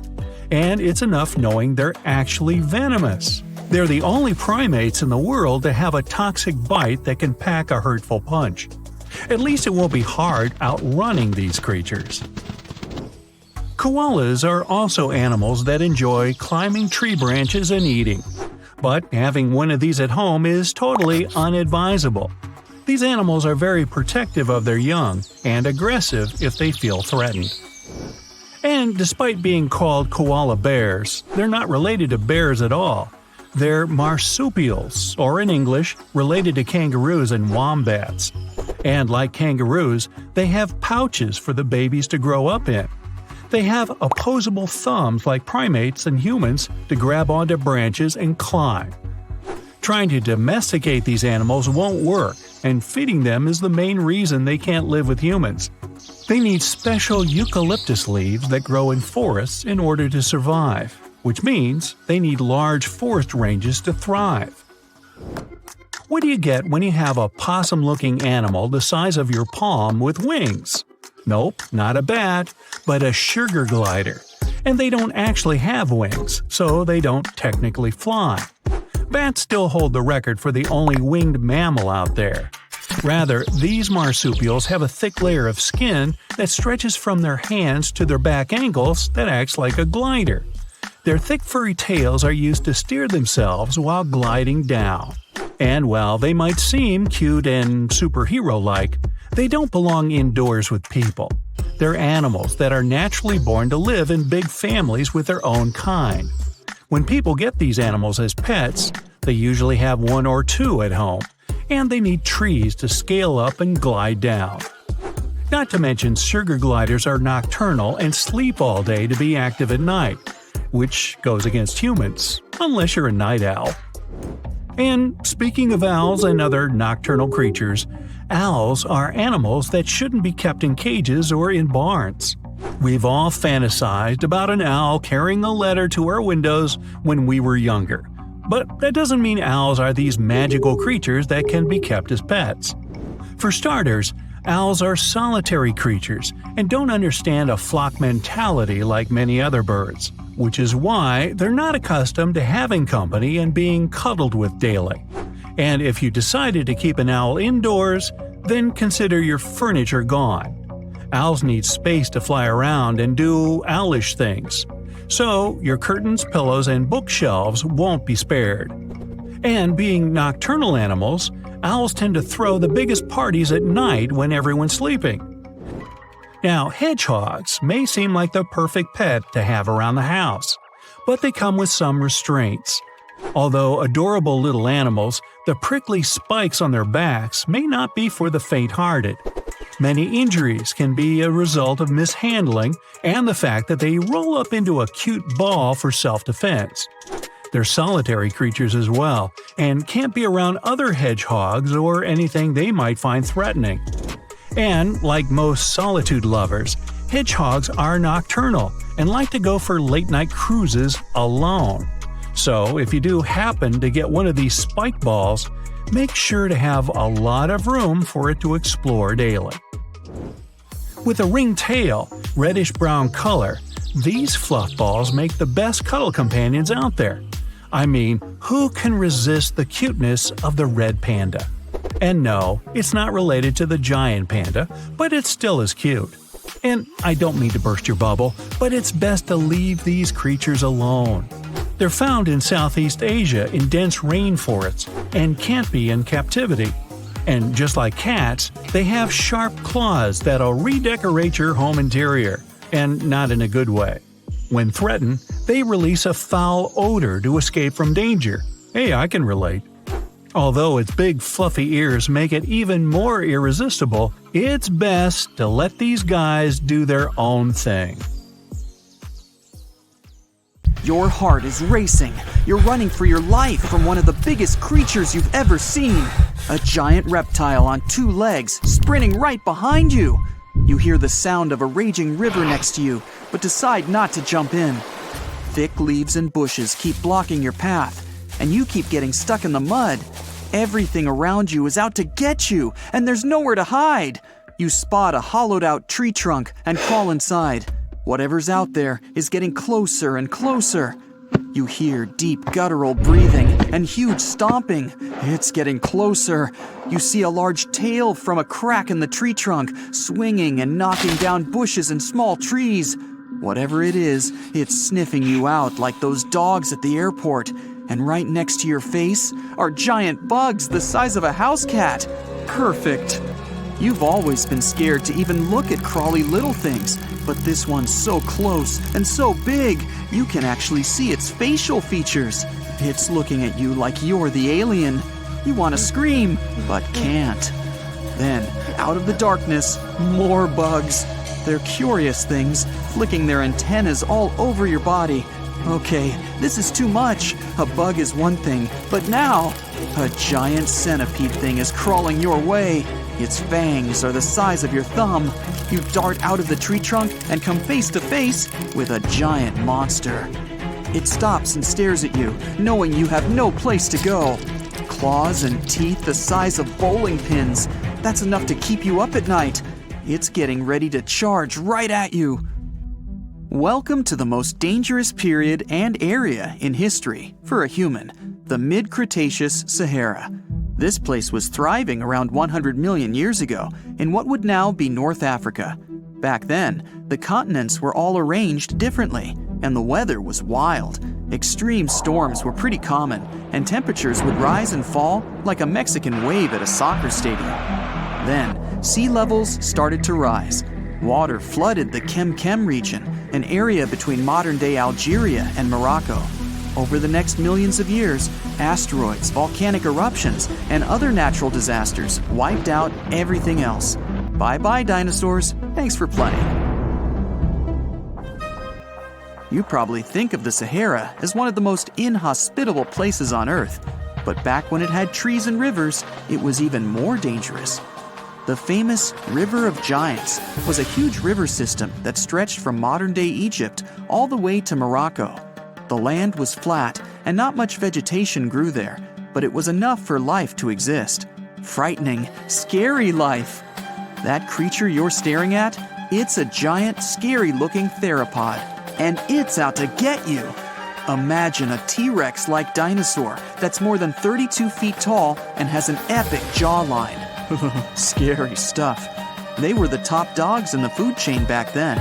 And that's why this place and period in history was so unique. The entire area had an incredible imbalance between hungry dinos and poor little dino snacks. There wasn't enough food to go around. Scientists were never able to find much evidence of herbivores. That means it might have been a royal rumble of carnivorous creatures waiting to pounce on each other at any moment. So, after a while of having a stare-down contest with a giant theropod, a shadow creeps up on you from behind. You're too scared to turn around, but the growling is louder than anything you've ever heard. It shakes you to the core. You turn around and see a Spinosaurus, and that's about all you can see. You know how they always show the T-Rex as the king of the dinosaurs? Well, this one would be, what, the emperor? It stands about 50 feet tall and has a sail of scales on its back, the size of a regular human. Then add in a crocodile-style snout with razor-sharp teeth and some short, powerful legs. Its diet mainly consists of river fish, but it's looking at you like you're a delicious fish taco. The two alphas are now in a standoff, with you stuck in the middle. But before you close your eyes and get ready to be eaten, they begin fighting each other, knocking down trees. You tiptoe your way out of there and run. The further you go, the better, right? Wrong. Not here, because everywhere you go, there's going to be something dangerous. During this period, there was danger in the sky, in the water, and on land. There were small mammals scurrying around here and there, but they mostly stayed in the shadows to avoid danger. After 5 minutes of running as fast as humanly possible, you make it out of the forest and onto an open plain. Bad move. Now there's nowhere to hide. Suddenly, you hear another shriek. You look behind you. Nothing. It's just short grass everywhere. Then you tilt your head up to the sky and see what looks like a giant bird. Only these are technically flying crocodiles. There were plenty of huge pterosaurs that ruled the skies. Alanqua saharica was a flying reptile that may have eaten fish in the river. Those fish must have been tasty. It had a huge wingspan and long, slender jaws. Oh, and it was the size of a small bus. This one found you and is racing down to catch you. You run for your life, again. And this time, there's no place to hide. Suddenly, you feel talons grasping onto you and you're lifted off the ground. You soar up. If you weren't scared out of your mind, you might have noticed how beautiful the giant river channels below you are. The Alanqua maneuvers like a fighter jet, headed for the mountains, dodging all obstacles. You see a large nest with some mini beasts in it. They're hungry and as large as you. Not a great combination. You try to break free, but it's impossible. The creature drops you in the middle of the nest and flies off. You try to cover yourself, but the little ones keep pecking away. It's only a matter of time before it's too late. You look down below you and see the river. You can't tell how deep it is, but it's got a really strong current. You're out of options. You dive into the raging river and get dragged along with the current. Safe for now-ish. Imagine it's 2021. You're walking along one of the hottest and driest places on Earth, the middle of the Sahara Desert, only to find fossils of oversized fish. They ranged from bite size to bus size. Even freshwater sharks lived there. These weren't your average little fishies. Judging by their teeth, those guys meant business. You might even find a giant sea turtle swimming around. Okay, back to your wacky adventure. Luckily, you wash up on a safe sandy part of the river where you're able to relax. You drink some river water and try to find a safe place to make camp. Every noise you hear makes you jump. You sit down and try to enjoy the calmness of ancient Earth. Just when you feel you can finally catch your breath, you see a Spinosaurus walking along the river on the prowl. You run off and hide under a bush. It passes you by. You're safe. Or not. It turns, shakes the bushes, and sees you. Just then, a large boom scares it away. It's the sound of you jolting awake. You turn on the light and see your cat staring at you. Those dinosaurs seem so real, probably because of that documentary you were watching right before bed. The entire mid-Cretaceous ecosystem depended on rivers for daily life. Just like all ancient civilizations, rivers were essential for the creatures of the time. And very recently, scientists discovered a new species of snakes that went extinct back then, with no known descendants. To understand these ancient ecosystems, it's important to know a lot about fossils. You might find two different fossils side by side, but those animals might have lived millions of years apart.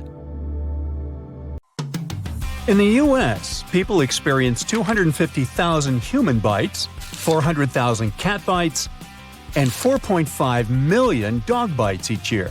Yes, adorable animals can still attack you unexpectedly. Let's take a look at the cutest and fiercest examples. Forget about these viral videos of people hugging pandas. These cuddly-looking cuties can be surprisingly dangerous.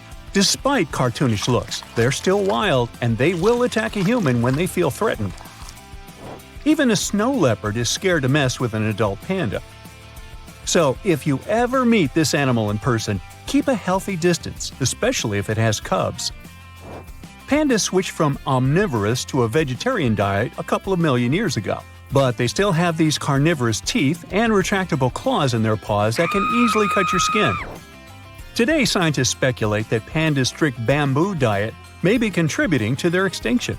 So, it makes sense to plant some more bamboo to prevent these fluffy monsters from returning to their carnivorous habits, huh? But let's say you're hiking in the woods in China and suddenly a ferocious panda jumps out of nowhere. First of all, make sure to carry bear spray and be ready to use it.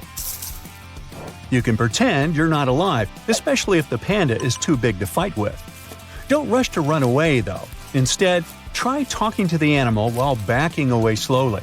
If a panda follows you while you're hiking, make loud noises along the trail to scare it away. The smell of food can attract pandas, as well as snow leopards, so avoid cooking if you know you're being stalked. And speaking of deceptive fluff balls, koalas and wombats can't be trusted either. These Australian animals are closest relatives, so they share some common traits. Koalas are territorial creatures, and they don't hesitate to use their sharp claws and teeth to prove it. If a koala starts biting you, it won't let go easily. You'll have to pull it away. So it would be wise to wear long trousers and a jacket to provide additional protection to your skin. Also, make sure to protect your pets, because koalas definitely won't do that. Now, don't be tricked by those cuddly videos of people with koalas too. These are zoo animals that have gone through a long bonding journey before becoming human-friendly. If you ever come across these creatures in the wild, don't try to take a selfie and avoid triggering them with loud noises. Although koalas are known for sleeping 22 hours a day, it doesn't mean you can't trigger them. Koalas tend to get more alarmed when they detect strangers within a 16-foot radius. By the way, spraying urine on enemies is one of the koala's favorite defense mechanisms. The majority of koalas in the wild can spread unpleasant conditions, so that's another huge reason to stay away from them. Now, wombats may look like innocent, friendly hamsters, but these nocturnal marsupials are known for attacking people, dogs, and even wild dingoes. Yep, they bit several people so badly that they needed hospitalization. So, the safety rules are the same as with koalas. No hugs, no selfies. By the way, if you dare to run away from a wombat, keep in mind it can run up to 25 miles per hour. What about you? Now, take swans. When it comes to personal boundaries, these fancy birds can show some sinister traits too. Swans can defend their mates and nests very aggressively, which includes biting and even taking your life. Their nesting season between April and June is especially dangerous. So, if you're swimming or even walking near a body of water in spring and you spot a sneaky swan coming your way, make sure to keep a respectful distance. You don't want to try to touch or feed them. Don't do anything that can provoke the birds. And heaven forbid you to approach their nests. Beware of the mute swan. It's one of the biggest hooligans in the bird world. These guys are less vocal compared to other swan species, so they can skip warning shouts and simply attack you in total silence. If it happens, don't rush to run away. Instead, try to stay calm, keep on facing the swan, and slowly back away. Using a barrier, such as a fence or a tree, can be helpful too. You can also trick the swan into believing that you're a bigger bird. Just show them an open umbrella or a wide piece of clothing that imitates wings, if you happen to have it handy. Sometimes you can come across a swan that looks like it needs your help. Even if it breaks your heart, safety rules don't recommend trying to save the bird on your own. That's because the swan may perceive your help as a threat. Instead, you should notify local wildlife authorities, and they'll take proper care of the animal. There are many stories of dolphins saving people and being cute and playful, but their games can be surprisingly dangerous, especially in the wild. Even sharks can lose their lives if they mess with the wrong willy. Swimming with these smiley creatures is riskier than you might think. Dolphins can start pushing you with their powerful noses and bodies. In some cases, they can pull you underwater and bite you with their sharp teeth. Unfortunately, not everyone survives such an encounter. So, how do you tell a good dolphin from a sinister one? Well, first of all, if the dolphin is wild, never attempt to feed, pet, or play with it. If you see them flapping their jaws, chasing, slapping their tails in the water, or even releasing clouds of bubbles from their blowholes, take this as a sign of aggression. If you ever find yourself kayaking or swimming in the water with an aggressive dolphin, leave the area as soon as possible. Want to see one of the most poisonous creatures on Earth? Well, here you go. It's hard to resist putting this colorful guy on your palm to take a cute picture. But this could be your last photo shoot. The 2-inch-long golden poison dart frog has enough venom to take the lives of 10 healthy adult men.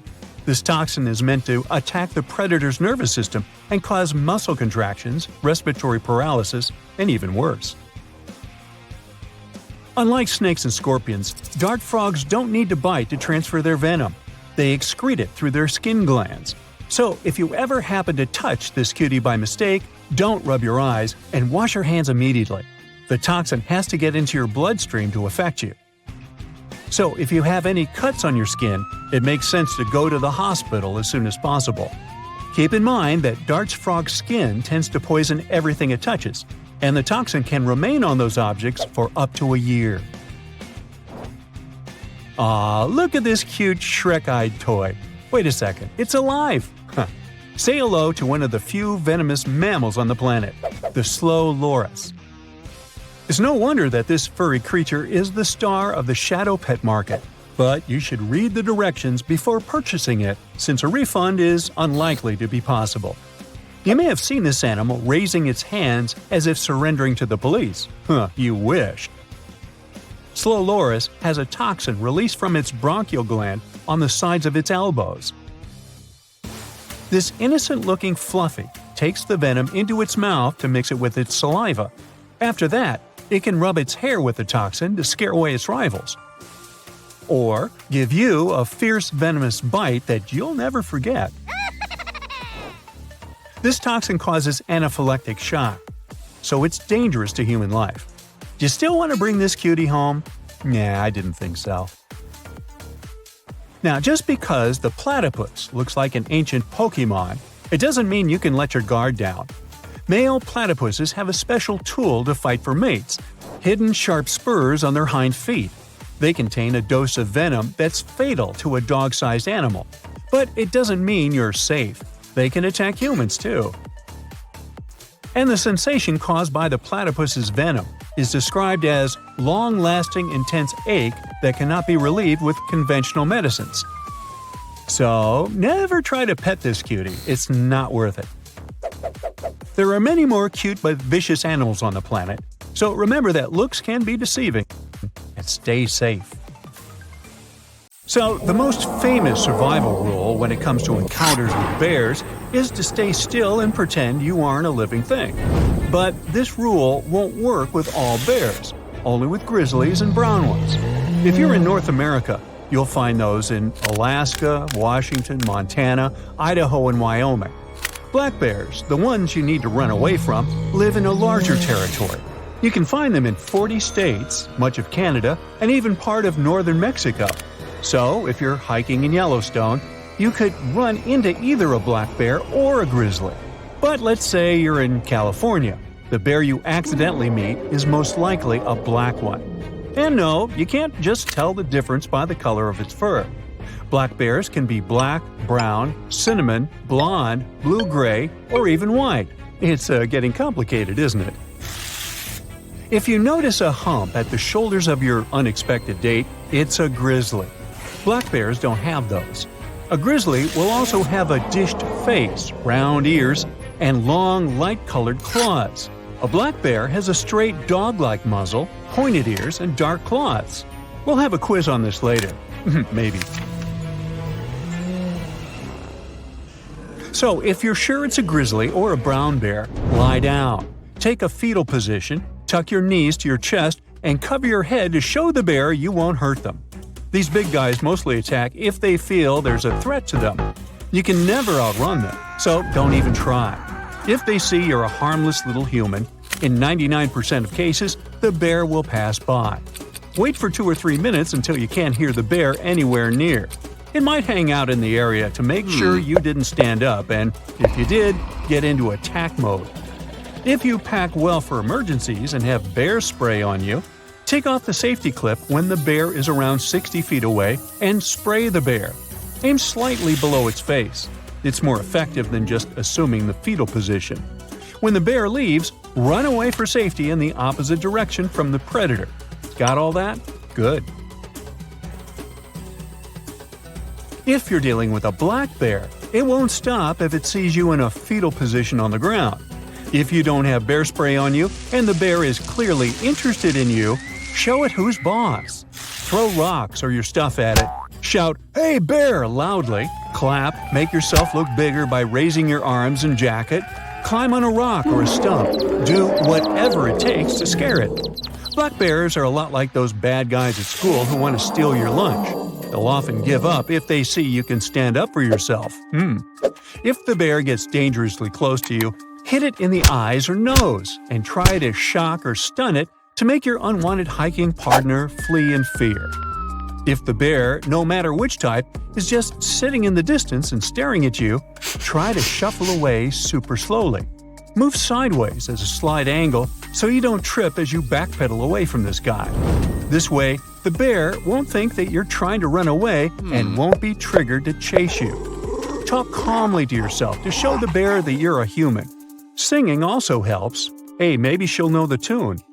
Avoid direct eye contact with the animal and never stand between the cubs and their mother. Don't freak out if the bear stands on its hind legs. It's not an aggressive move. Says right here. In case you ever plan to visit an area populated with polar bears, don't go without a bear deterrent, like a tank. Healthy polar bear males weigh half a ton, stand 8 feet tall on its hind legs, and can chase prey at 25 miles per hour. So don't go out alone. Hike with others and talk while you hike to indicate you're a group of humans. Remember, not all polar bears are mean predators who want to have you for lunch. Some of them are just going somewhere. If you spot one with your head down, stalking in, not trying to go somewhere but definitely trying to focus on people, that's when you should be alarmed. Move away from the bear slowly. Don't run. Only if the bear gets close to you, use your deterrents. Some people claim that ammonia is a great bear repellent. Bears really don't like it, so if you soak some rags in it and throw them in your garbage, the brown guests shouldn't bother you. And if you meet a bear in the wild and it's not that into you, ammonia could help you repel it. But it also destroys the nasal passages, leaving the animal without its sense of smell, which means it won't be able to sniff out food. It can also annoy a bear who wasn't planning to charge after you and provoke it to do so. Anything that smells interesting to bears, like food and stinky garbage, will make them notice you and come to check your camp out. So cook away from the camp and don't litter. If you put bear spray on your tent, you might attract unwanted fluffy guests. The pepper products in it smell like food, so that could be one way to attract bears. If you notice a bear standing along the road, resist the urge to stop and take photos. Move at least 100 yards away and pull over to a safe location. Roadside bears quickly get used to humans and traffic noise, which can become dangerous for their lives. And they're more likely to approach campgrounds and picnic areas in search of human food. People who live close to the wilderness and on the mountains are used to bear visitors and don't fear them. Douglas Harder spotted a mother black bear and her 2 cubs emptying the bird feeder on his second-story deck. Once he returned home after a while and found that a bear had broken into his kitchen through a partially open sliding door. The uninvited guest had scratched up a wall and stolen some junk food before running away. Harder just finished cleaning up after the bear when a cub shoved its face through the cat door. Its photos went viral online. Then there's Kristen Jones. She was visiting her parents in North Carolina and decided to do some yoga on the bank of a nearby lake. She was using earbuds and didn't hear the bear approach her from the back. Suddenly, she felt someone sniffing and licking her neck. She thought it was her neighbor's dog and stretched her arm to pet it, and that scared away the animal. Kristen managed to snap a couple of photos of the bear moving away, although no one believed the licking story. She remembers this as the scariest moment of her life and hopes it will never repeat. As for the bear, he was most likely spotted in the area looking for food in trash cans and on other people's decks. Scientists who observe polar bears note how incredibly smart these animals are. Members of Polar Bears International have captured hundreds of photos to better study these animals. Before they started using a special cage, they would take photos using a camera that was on the end of a long pole that would be lowered from a height. One day, the camera's flash went off right in front of a bear's face. He didn't appreciate the paparazzi move, but instead of ruining the camera, the bear calmly extended one arm. Then, it stretched one claw and touched the lip of the camera's lens. The animal kept the claw inside and wouldn't let go of the camera. The photographer was trying to move the pole, but it was pointless. After 15 minutes, the bear looked up at him and finally let go of the equipment. It looked like it was trying to send a message never to use a flash on it again. Birds, just like us, have a tongue that is held up by a bone called the hyoid. In humans, it looks like a horseshoe and is located under our jaw. That's what the muscle in the tongue are attached to. This bone is very important for us. It helps us breathe, swallow, and talk. Unlike us, woodpeckers have a very different hyoid bone. It's a big part of their body that allows them to peck really fast. It also helps them keep their head steady and lets them use a lot of force when they peck wood. A woodpecker's tongue is long and it has spikes on it, which helps the bird get bugs out of trees. Woodpeckers can also move it in and out, which is not very common in most birds. This tongue also has a special way of wrapping around the woodpecker's skull to keep it safe when the bird pecks. The tip of the tongue is also covered with a sticky substance, which helps to catch bugs better. Speaking of weird animals, ever heard of an axolotl? You might also know it as a Mexican walking fish. It's a type of salamander. It's a unique species, known for its ability to regenerate its limbs. Axolotls are typically found in lakes, streams, and canals in and around Mexico City. Their appearance, with the wide head and long, feathery external gills, is unusual compared to other amphibians. They're often kept as pets because of what they look like. Rats may not be your first choice when thinking about weird animals, but let me tell you about the naked mole rat. This one is considered weird because of its unique physical characteristics and behavior. For starters, it's nearly blind and has translucent, pink skin. These animals also live in large underground colonies with a strict social hierarchy, with one dominant female and several male mates. The creature, also known as the sand puppy, has a low metabolic rate, which allows it to survive on very little oxygen and food. Even their lifespan is unusual, much longer than that of most other rodents. Some specimens even live up to 30 years in captivity. This unusual creature is considered the superhero of all rats, being immune to pain caused by high levels of acid. This makes it capable of living in environments that would be dangerous to other animals. Dogs are one of the most common species of animals these days, but not the Commodore dog. This one is a weird dog breed because of its unique appearance. It has a long, thick, corded coat that resembles dreadlocks. Additionally, it's a large and imposing breed, standing at around 27 inches tall and weighing up to 110 pounds. Its size and appearance can make it seem intimidating to some people, but most dog breed specialists say it can be a loving family pet if properly trained. Imagine that food bill, though. The star-nosed mole is an equally weird animal because it has a distinctive star-shaped snout that is highly sensitive. It helps these animals locate and identify food underwater really efficiently. This mole is also an expert burrower and has feet with claws, which allows it to dig through the ground with ease. Among its other unique traits, there is a high metabolic rate and the ability to eat food at an incredibly fast rate. A crab with a weakness for coconuts? That's probably where the coconut crab got its name. It's widely seen as a quirky animal because of its strong, claw-like legs that allow it to climb trees and open coconuts. This is a unique ability among crabs. It's also the largest land-dwelling arthropod in the world, reaching up to 3 feet in length and weighing up to 9 pounds. The coconut crab also lives a pretty long life, with some specimens even getting to celebrate their 60th birthday. Look at this face. See these bulging eyes, huge ears, and tufts of hair? This image is not photoshopped. It's a real animal called the eye. This quirky-looking creature is a long-fingered lemur, native to the island of Madagascar. It comes equipped with rodent-like teeth that never stop growing and a special thin middle finger. The eye is also the world's largest nocturnal primate.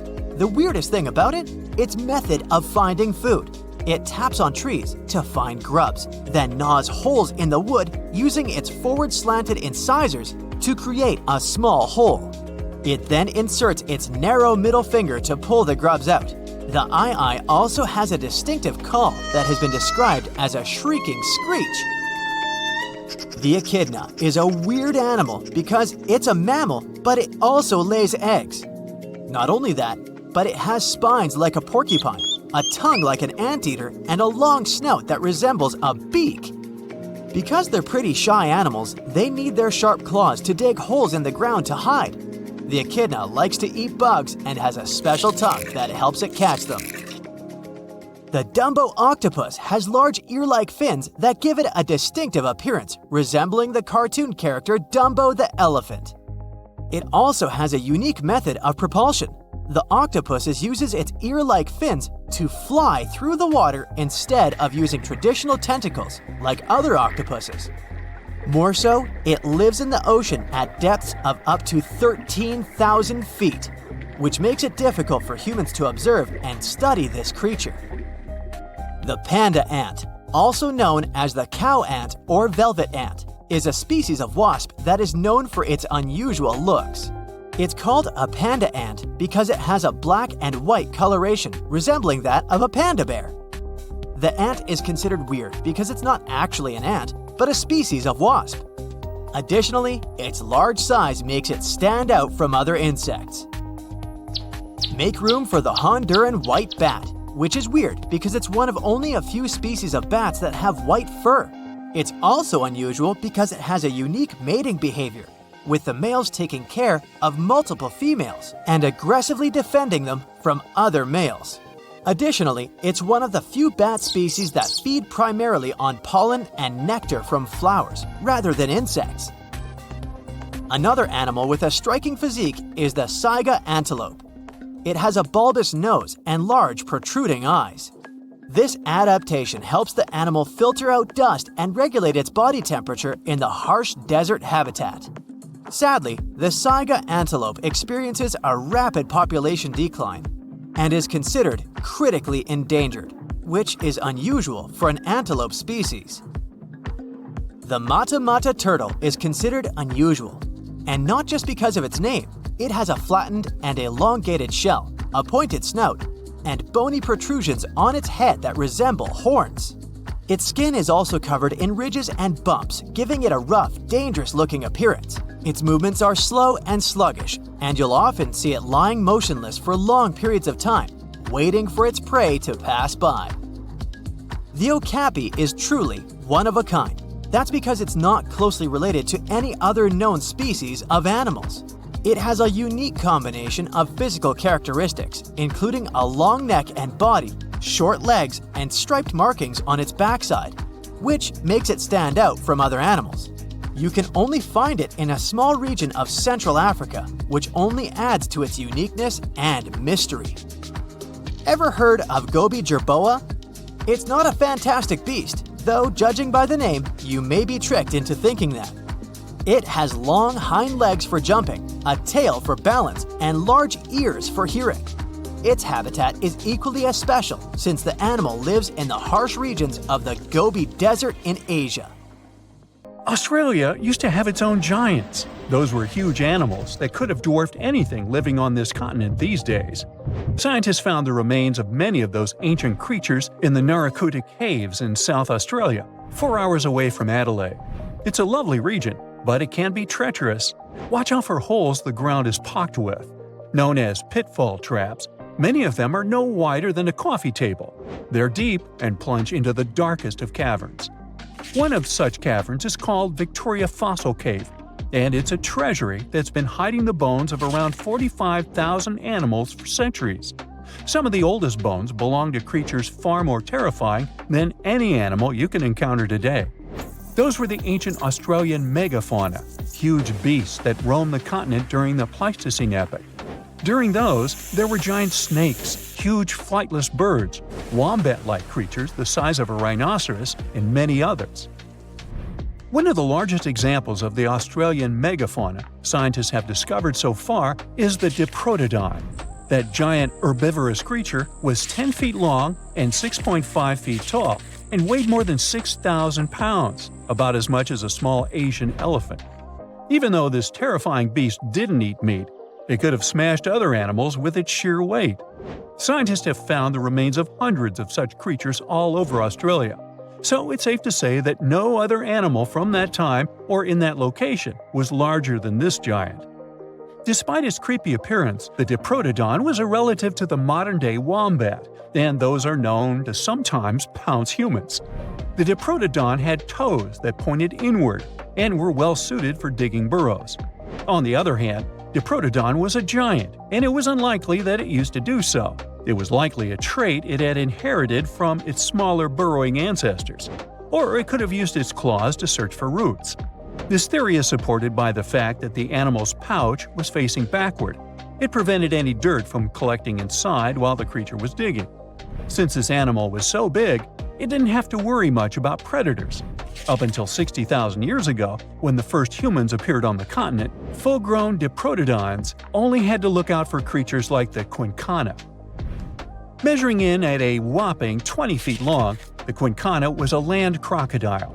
It lived in Australia from around 20 million to 40,000 years ago. It disappeared along with most other mega creatures of the last ice age. It's thought to be the result of the first humans coming to the continent. Even though the Quinquana was extremely fast and dangerous, it was possible that this creature got out-competed by human hunters who took all available prey.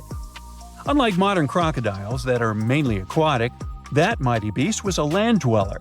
Scientists figured it out by studying the Quinquana's legs. They were able to support and carry the body clear off the ground. It means there was no escape for ancient people once the Quinquana spotted them.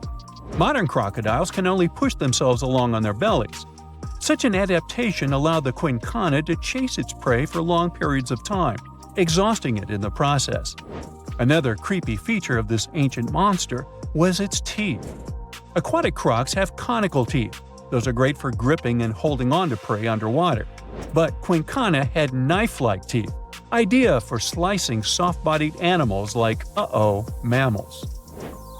Another Australian monster, Thylacoleo, wasn't all that large, but it didn't make it any less terrifying. It was still among the top predators and the biggest carnivorous animals in Australia. This creature was a true oddity of nature, even by prehistoric standards. First, its teeth resembled not those of a regular predator, but those of a rodent. Its front incisors were enlarged, taking the place of canines. Premolars were also shaped like blades. They were used for cutting flesh and bone. At first, scientists thought that Thylacoleo used those teeth to eat nuts and fruits. But later, a study showed that the use of such teeth was better suited on necks and spines. The jaws of this ancient creature were immensely powerful. A 220-pound Thylacoleo had a bite force similar to that of a present-day 550-pound lion. It means that the animal could easily bring down prey much larger than itself. Then there was Thylacoleo's tail. It had strong muscles which provided the animal with the ability to use the tail as support when tackling large prey. The Thylacoleo had retractable claws, and this feature is very uncommon among marsupials. It allowed the animal to keep its razor-sharp hooks from getting blunt and could help it get a better grip on its prey. Scientists are quite sure that, like today's leopards, the Thylacoleo could climb trees and jump on other animals from above. It was done so fast and stealthily, they never knew what hit them. The creature's rear feet support this theory. The first toe there was reduced, but the foot had a rough pad like what modern-day possums have. It allowed them to have a better grip while climbing. Right after scientists found the first skull of the Meliolania, this animal was classified as a lizard. That's why its name translates to small groomer. But after they discovered more complete fossils, it turned out that the Meliolania was a giant turtle. But that's not all. It was one of the largest land turtles to ever have existed. The main reason researchers initially believed the creature to be a lizard was the fact that its skull was adorned with a series of spikes. It's something the modern-day horned lizard can boast. But even after discovering the true nature of the Meliolania, scientists still don't know how to properly catalog it. It might have been a creature that folded its neck under its spine, or it could have folded it to the side. Beside those defensive mechanisms on its head, the Meteorite was also equipped with a spiked tail, which was probably used to prevent predators from attacking the animal from behind. Most species of the Meteorite disappeared around 2,000 to 3,000 years ago because of humans who hunted them to extinction in both Australia and on the surrounding islands. It took around 2 centuries for these turtles to go extinct in that region of the globe. The Megalania was a giant Australian lizard that existed at the end of the Pleistocene epoch. It looked like a Komodo dragon and the Australian monitor lizard, which are both believed to be Megalania's closest living relatives. Fossils tell us that the ancient animal was anywhere from 15 to 26 feet in length. Ow! The youngest fossil remains of this ancient Australian monitor lizard date back to about 50,000 years ago. The first indigenous settlers must have encountered Megalania, which led to the lizard's extinction. Originally, scientists thought that the Megalania was the only member of the genus Megalania, but these days it belongs to the genus Varanus, which means that the prehistoric creature is closely related to other Australian monitor lizards. Our next giant creature on our list was once dubbed an ostrich on steroids. I mean, look at it. It was the last of the thunderbirds to go extinct in Australia. The Genurus lived on the continent at the same time as early humans. They might have coexisted for 15,000 years or so before the huge bird eventually disappeared. This theory has some proof. The bird's fossils found along with human artifacts. Some cave paintings also depict flightless birds similar to the Genurus in size and shape. Although it wasn't the largest bird in Australia, the goose-like creature was still as tall as a grown-up man and weighed around 550 pounds. Even a modern-day ostrich can be dangerous if it feels threatened. Imagine meeting its giant prehistoric relative. Scientists are still arguing about its diet. Many believe the creature was an herbivore, but there's still a chance that the Genurus was a partial scavenger. Its small, stubby wings and powerful hoof-like legs hint that the bird could have been a plant eater. But its huge beak and exceptionally deep lower jaw evoke suspicion. Such features are highly unusual in birds. Every species on Earth, you, me, and that nasty neighbor of yours, is destined to go extinct someday. Just like what happened to the woolly mammoths and saber-toothed tigers. Stats aren't bright. Scientists say that 99% of all animals that ever lived are now extinct. Hey, what's that look on your face? Going extinct is not the end of the story. Now listen up. Mammoths might make the greatest comeback ever and even be the key to saving humanity. Nope, they won't give away free money so that we don't have to work anymore, but they can sorta help the weather situation on our planet. In the Arctic tundra, there's this ground called permafrost. It's like soil in the form of ice. Soil turns permafrost when it stays super cold for 2 years straight. But now, permafrost is actively thawing out, and it's bad news for, well, everyone. Because while thawing, it releases a lot of carbon into the air. But what if we had large animals like mammoths there today? They would churn up the soil. The ground would freeze more deeply in winter. And then, in summer, a layer of grass would help keep the ground cool and prevent the permafrost from melting. Some scientists think that's a great solution. So now there's a company in the US that's trying to bring mammoths back to life. Okay, you got me. Not actual mammoths, but a sort of hybrid between an elephant and 1% mammoth DNA. It would be a northern elephant. Getting mammoth DNA is easier than you might think. They actually only went extinct about 10 to 14,000 years ago. Scientists are hoping to have their first elephant-mammoth hybrid by 2027. Let's hope it doesn't turn into a real-life Jurassic Park. Ah, Australia. A nightmarish place, and a home to the most fascinating creatures on Earth. But here, the sad fate befell the Tasmanian tiger, also known as thylacine. Don't mix it up with the Tasmanian devil. That one is living and thriving. Nope, the thylacine was a marsupial predator that used to chill in Australia, South Tasmania, and New Guinea. It was a nocturnal who preyed on other marsupials, like kangaroos. In the 30s, the farmers suddenly claimed that thylacines were eating their livestock. Looking back at it now, that was probably an exaggeration. But humans started to hunt poor thylacines until they were all gone. And then it turned out that hunting away the important predator isn't the brightest idea. Who would have thought? You see, thylacines kept things in check by eating bad animals. So once they disappeared, the Australian wildlife was basically doomed. 35% of total mammal extinctions on Earth happened here. That's an awful world record. I know it sounds gloomy, but hey, maybe we can fix this. Remember that company we mentioned? It wants to bring back the thylacine too. Luckily, many thylacine embryos are still preserved in jars, like some creepy pickles. If we bring them back to Tasmania, this could help revive the entire ecosystem. Would you be happy to see them back in the wild? Me too. And I would also be happy to see you hitting those like and subscribe buttons so you can keep up with amazing facts all year round. We also have some huge dreams about tiny creatures. Take a trip to Mount Hotham Ski Resort in Victoria, Australia, and here you can find the mountain pygmy possum, a tiny bundle of cuteness. These guys are super rare. We even thought that they were extinct. All we had was their fossils. But then, some skiers spotted a possum in a log pile at the ski lodge in 1966. Imagine suddenly making a great discovery while chilling on vacation.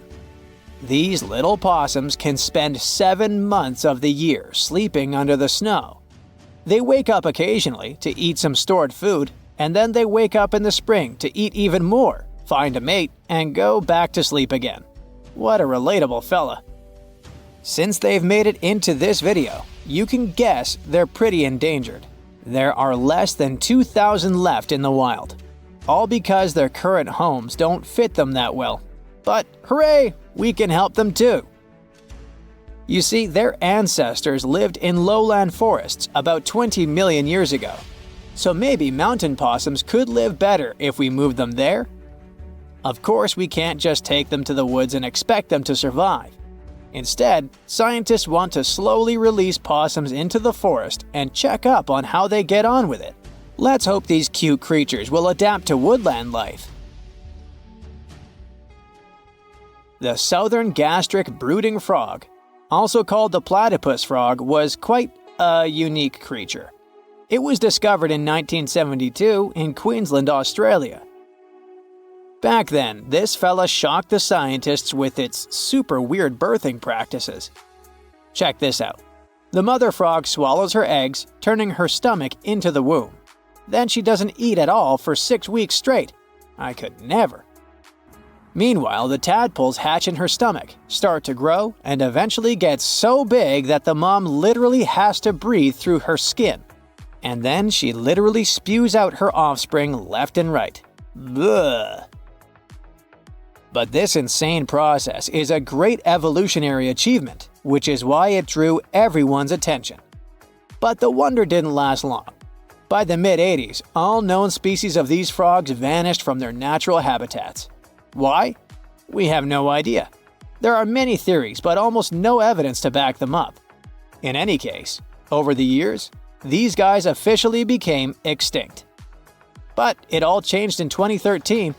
Scientists started a groundbreaking project named the Lazarus Project. Now they want to resurrect these frogs to learn cool cloning techniques from them. Are you guys ready to copy their genetic preservation method? Yeah, me neither. But let's dive deeper. Literally go in the water. Meet the coelacanth. This creature lived in the oceans back when the dinosaurs roamed our planet, and didn't even notice the asteroids. These guys are the Methuselahs of the sea. They can live up to 100 years, and they don't even start thinking about leaving offspring until they're around 55. At least they've got plenty of time to live for themselves. We actually thought this creature had gone extinct about 65 million years ago. But then, the first Latimeria specimen was discovered off the coast of South Africa in 1938. Now they're known as living fossils. And these fish are enormous. They weigh around 200 pounds. They're also super stylish, with those lobe-fished paddles that make them look like disco balls. Oh, and they're great aerialists. Thanks to those versatile fins, they can even do headstands and swim belly up. The coelacanth is also a bit of a homebody. It's not very energetic and likes to live in underwater caves during the day, only coming out at night to snack on smaller fish and squid. Another animal who's literally me. Now we're trying our best to preserve this species, and I won't be surprised if it outlives us all. And finally, let's talk about the largest and most awkwardly looking flightless bird from New Zealand, the South Island takahe. The tale of the takahe started way back in the Middle Ages. Humans accidentally hunted them all away, and by the late 19th century, it seemed there were none of them left. But then, they were rediscovered in New Zealand in 1948. Poor guys did all they could to hide from us in the mountains, but we still got them. But it's different now. Since then, we've been trying our best to save them from extinction. There's a takahe recovery program going on, and it shows great results. They managed to greatly boost the number of birds in the wild. As of 2023, the takahe population has grown to around 500 birds. They're now considered nationally vulnerable, not nationally critical. It's a little progress, but progress nonetheless. Let's keep it up. Okay, let's face it, we humans are pretty ordinary. I mean, we're no superheroes with superpowers, right? What, you didn't get the memo? But the animal world has a bunch of superheroes. Some creatures live forever, and those who seem to not care about the laws of gravity. Critters that are immune to venom, and those that can run on water. And some of them will send shivers down your spine. So the first superpower on the list is the ability to live without water. Kangaroo rats can get by without water for years. They actually don't mind living without any water. Humans, on the other hand, can only survive 3 days without water. Humans 0, kangaroo rats 1. These little buddies live in extremely arid desert areas and have to get water from the seeds and plants they eat. And although it may sound a bit disturbing, kangaroo rats also know how to extract water from their urine before they set off on a bathroom trip. This way, they don't waste a single drop of precious moisture. Well, that would come in handy at sporting events. Now let me introduce you to the Peter Parker of the animal world. Yep, seems like Spider-Man is real, but not human. Meet a gecko lizard, or simply gecko. This critter has a marvelous ability to climb up all kinds of vertical surfaces and can even go for a walk on the ceiling. This gravity-defying feat is possible thanks to the lizard's unique foot pads covered with tiny hairs. They can cling to almost any kind of surface, no matter whether it's smooth, hard, rough, or soft. One more fun fact about these guys is that they lack eyelids, so they always keep an eye wide open for what's going on around them. If you wonder how they keep their eyes protected, here's the answer. Their eyes are covered with a transparent membrane, the cornea. Sure thing, they can't close their eyes, and if they have something in their eye, they simply lick it off. Right, they clean their eyeballs by licking them. I guess that's another superpower. Any supersonic superpowers here? Sure. A 1-inch long subtropical shrimp disorients its prey with a sonic boom. Despite its modest size, the pistol shrimp is one of the loudest marine animals. When the shrimp snaps its claws, it creates a sound as loud as a sonic boom. Naturally, this sound stuns the prey, and the shrimp can catch it without too much effort. Now, in the comic world, there's venom. In the animal world, there's a guy that can be called anti-venom. Opossums are known for their handy trick of pretending to have passed away when a predator attacks them. But that's not the end of the story. These guys are also immune to rattlesnake and pit viper venom. The secret is a peptide that helps opossums neutralize dangerous chemicals. This is the reason why snakes are a favorite treat on a possum's diet. There's one curious thing they have on their diet – ticks.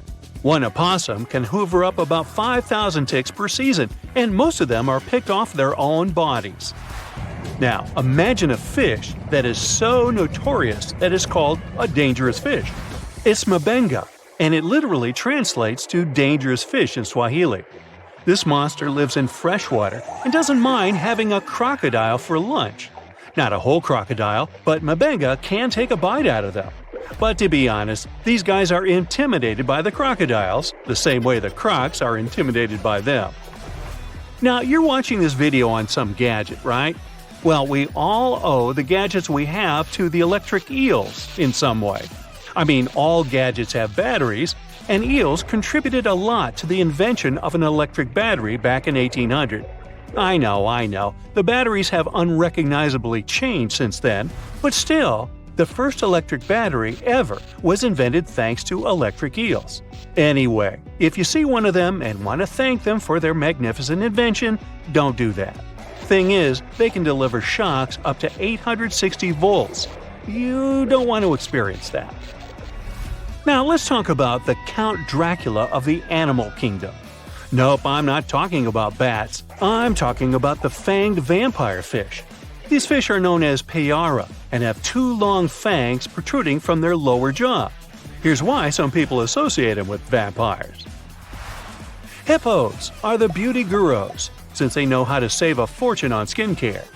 Living under the harsh African sun, these animals secrete a sweat-like red oily substance that evaporates and keeps the animals' bodies cool. Besides, the fluid works as a moisturizer, sunscreen, and antibiotic all in one. But they're not the only ones with such a superpower. Mantis shrimp know how to produce natural sunscreen too, but they use it for eye protection. It's all about amino acid pigments, and these pigments act as special filters that contribute to their sharp vision too. That's what I call multitasking. Meerkats have dark patches around their eyes which makes them look even cuter. But these black circles aren't there just to make these buddies more adorable. They also function as built-in sunglasses. The dark fur on the patches blocks the blazing sun, and as a result, meerkats can gaze directly at the sky. On top of that, the sentry, a meerkat that watches out for birds and other predators, can easily see danger coming and alert its mates. Wild goats are famous for their climbing skills, but the alpine ibex from northern Italy is the champion. This critter can climb nearly any vertical surface, defying several physical laws in the process. Interestingly, the animals that do walk on the steepest cliff walls are typically mother goats with their little ones. Large males prefer to keep their distance and use flat horizontal surfaces. Smart guys. Some animals protect themselves with venom or nasty bites, while others use chemical tricks for protection. Listen to this. Some species of millipedes produce hydrogen cyanide and exude it when they feel threatened. Hydrogen cyanide is odorless but highly toxic. One little millipede can't seriously hurt you, but you may have burns or even blisters if your skin is sensitive. Plus, to make the picture even scarier, some millipedes glow in the dark. So watch out, and if you see a crawling spot of light at night, run away as fast as you can. When the bombardier beetle feels threatened, it sprays scorching liquid from the tip of its abdomen with a loud popping sound. As soon as the beetle senses danger, a chemical reaction starts in special reservoirs in its abdomen. The heat from this process nearly reaches the boiling point and also produces special gas that triggers the ejection. This super protection is usually fatal for the attacking insects. I guess so. Plumed basilisk lizards have an uncanny ability to run on water. First of all, their hind feet are equipped with long toes which have fringes of skin that can spread out in the water. As a result, a bigger surface of the lizard's foot comes into contact with water. Then, when it runs on water, it pumps its legs incredibly fast. This creates little pockets of air that prevent the animal from drowning by keeping it on the surface. Now, fleas can be annoying. but it doesn't make them any less amazing. These tiny critters can leap about 50 times their body length. If people could do the same, we would be jumping about 1/4 of a mile into the air. Well, let's try it. The most curious thing about fleas' astonishing ability is that they take most of the power for leaps from their toes, not knees. So, what's your favorite animal superpower? I vote for the kangaroo rat. I don't like standing in lines for the bathroom. Lions, elephants, and bears, oh my! 3 of the most beautiful yet intimidating members of the animal kingdom. But what intimidates these creatures, if anything? You might be surprised. Let's take a look. How about we start with the universally recognized king of the jungle, the lion. We'll get to the elephants in a moment, but there's actually one in the room. You know, the one that claims that a certain jungle cat is afraid of the most vital substance known to man? A small hint, it covers 70% of Earth's surface. So, is it true? Is the ferocious lion afraid of water? It's actually a myth. Lions enjoy taking a dip in the water because it allows them to cool off. This makes sense if you think about the climates the creatures have to face. Temperatures in a savanna climate range from 68 to 86 degrees Fahrenheit. You know all of us humans hit the beach whenever the weather is like that. So why should we expect anything different from the lion? Especially given that the creatures typically carry around between 280 and 420 pounds of weight, as well as a thick coat of fur. The ironic thing about this whole lions are afraid of water myth is that they're actually fantastic swimmers. The same goes for all of your other favorite large cats from these warm weather climates, such as tigers, leopards, jaguars, and ocelots. It's actually large cats from cold climates that do their best to avoid water. This applies to such felines as bobcats, lynxes, and snow leopards. The latter lives in places like the cold alpine tundra biome. That's a rocky mountainous area. Temperatures there, on average, get as low as 33 degrees Fahrenheit. Again, it makes perfect sense that these big, cold weather cats despise water. Getting their fur coats wet would dampen their chances of staying warm. Pun intended. I don't think you have to look too far to piece together where this lions are afraid of water myth comes from. In fact, there's a good chance for some of you watching this video that the reason is near your computer screen right now, jumping around and causing mischief. That's right, we may have jumped ourselves to a conclusion that certain behavioral aspects of our own pet cats would match that of a lion. House cats, though related to all the previously mentioned big cats, are not actually directly descended from them. They instead have developed over millions of years from a single wild ancestor that still exists in the wild today, the Near Eastern wildcat. As water is not plentiful in the Middle East, these cats were not exposed to it to any great degree. Like their descendants, they only appreciate it as a food source. As you likely see with your pet, they hardly bathe, swim, or interact with water in general.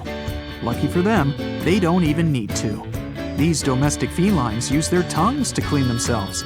They can do this because their tongues have tiny hook-shaped papillae. They assist cats in grooming out knots and keeping the coat clean, sweet-smelling, and in overall immaculate shape. Cats, in general, are individualistic creatures. And you may be screaming at your screen right now proclaiming that your cat, in fact, loves water. And this is definitely possible. Some cats even like to play with water. For example, drips from the tap or bubbles in the bath. There are specific breeds of house cats that are known to enjoy the aqua life more than others. The Turkish Van, for example, which is also appropriately known as the swimming cat. It's believed that the breed developed an affinity for water by swimming in Lake Van to cool down. This lake is in the area the animals evolved from. Moving on to a problem a cat definitely doesn't have to deal with. Have you ever heard of musophobia, also known as suriphobia? Both words are valid names for a fear of mice and rats. There is a common belief that one particular animal that has this fear is the beautiful elephant. That's right, the same animal that, depending on the species, stands at the height of roughly 10 feet and weighs about 9,000 pounds. It's supposedly afraid of a creature that is a mere 4 inches in length and weighs less than 1 pound. But why did this belief appear? Well, the reasoning for this rumor is based on the possibility that elephants are paranoid about mice climbing inside their trunks. If a mouse succeeded in doing this, there would be a potential that it could cause irritation and blockage within the trunk. Now, I'm not trying to be the guy who spoils parties, but it looks like this belief is also a myth. Researchers claim that there's no concrete evidence that suggests elephants are afraid of mice.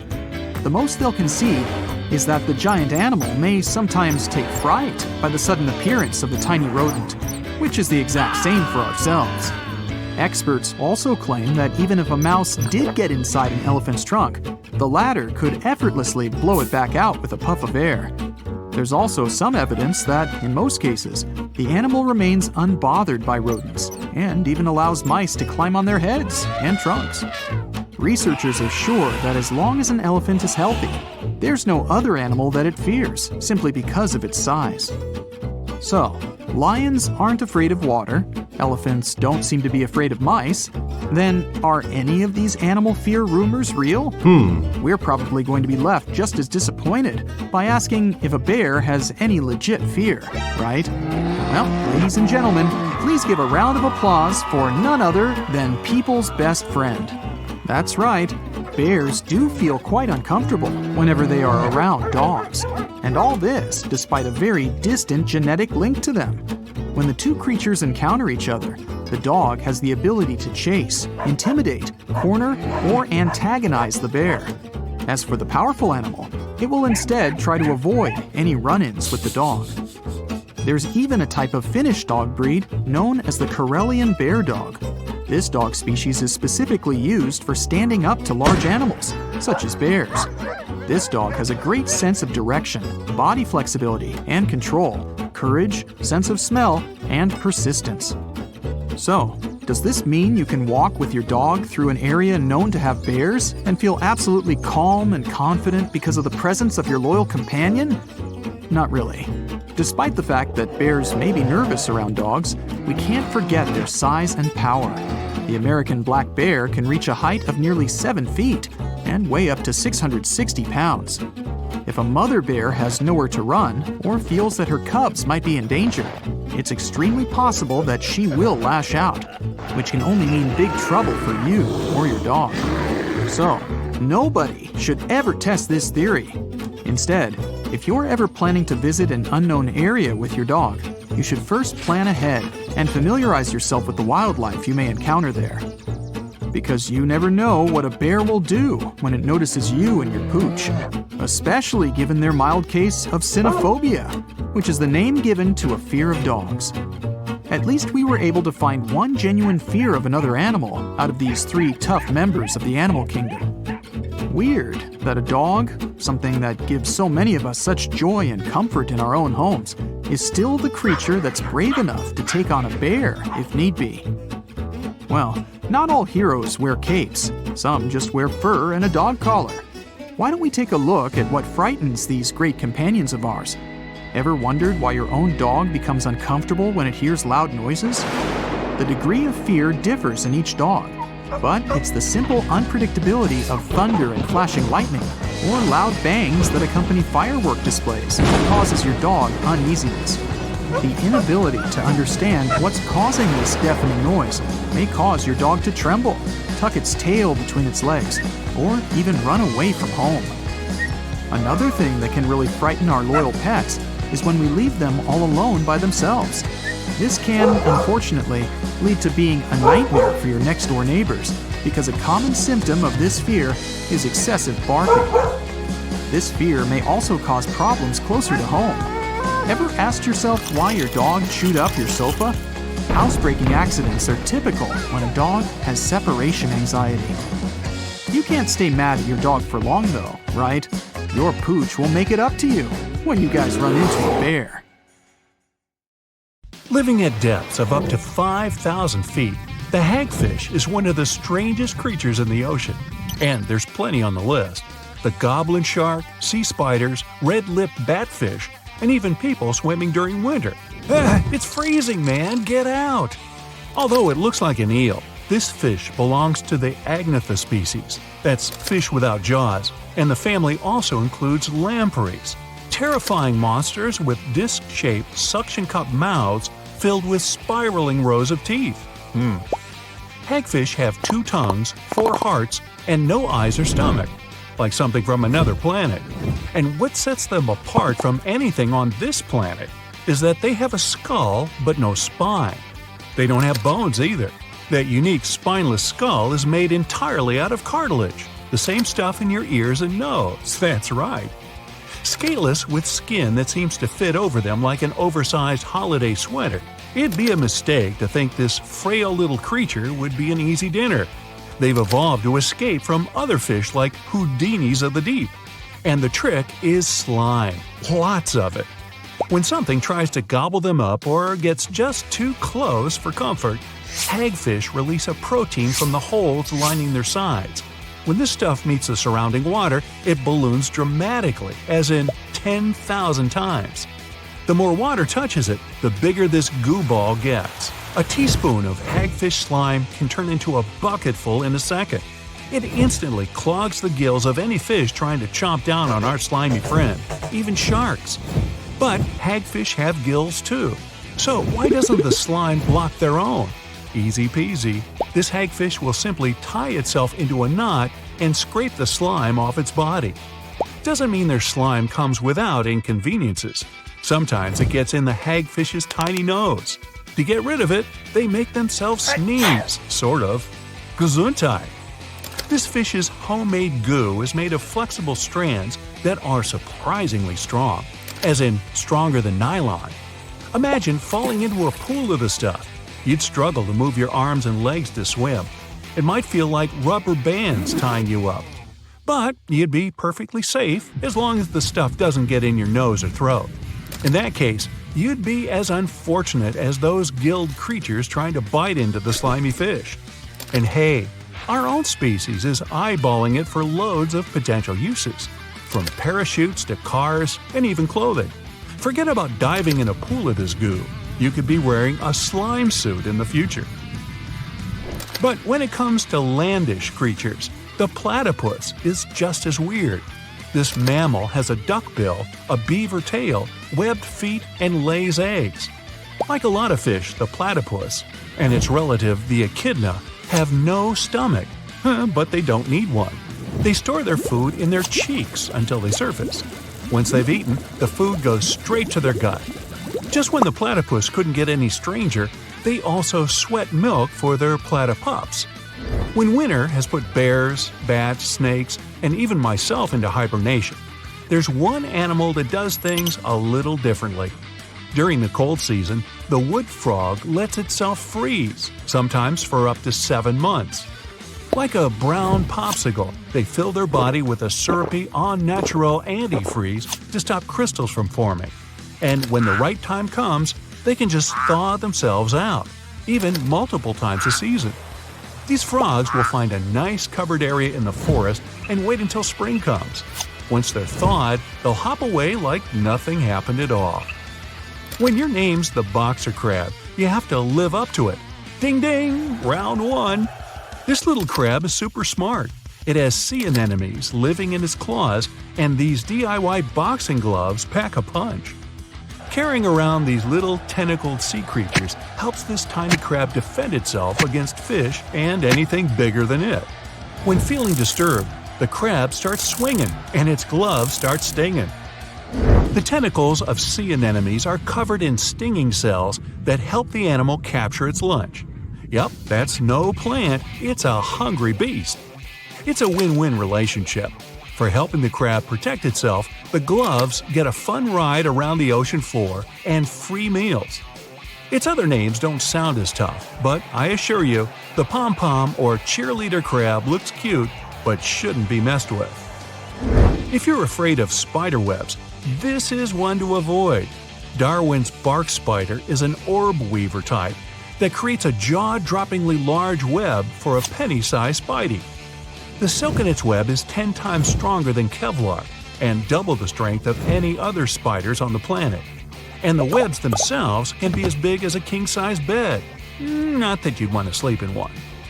Their web bridges are even more impressive. They can be over 80 feet long. The spiders build them across rivers to catch bugs flying over the water, or you rafting down the rapids. Watch out! And here I thought I spent too much time on the web. Gone to the beach on a hot sunny day when you realize you're out of sunblock. Hey, just do what hippos do. When they sweat, they create their own sunscreen. Living in the water for most of its life, a hippo's skin must stay wet to keep hydrated. When they do have to venture out of the water, something strange happens. The red or pink color we sometimes see on hippos are little beads of fluid that absorb the sun's UV and protect the skin from burning. They're also highly acidic to help stop bacteria growing on the skin. Hippos might look big and clumsy, but they could easily outrun and outswim the best Olympic athletes out there. Must be why the ancient Greeks called them hippopotamus, the river horse. Now, when you're a plant, it's hard to defend yourself, but not for the acacia tree. It has built-in bodyguards, ants. When a few of the leaves are getting nibbled on, the vibrations alert the ant brigade to head out and stop the trespasser.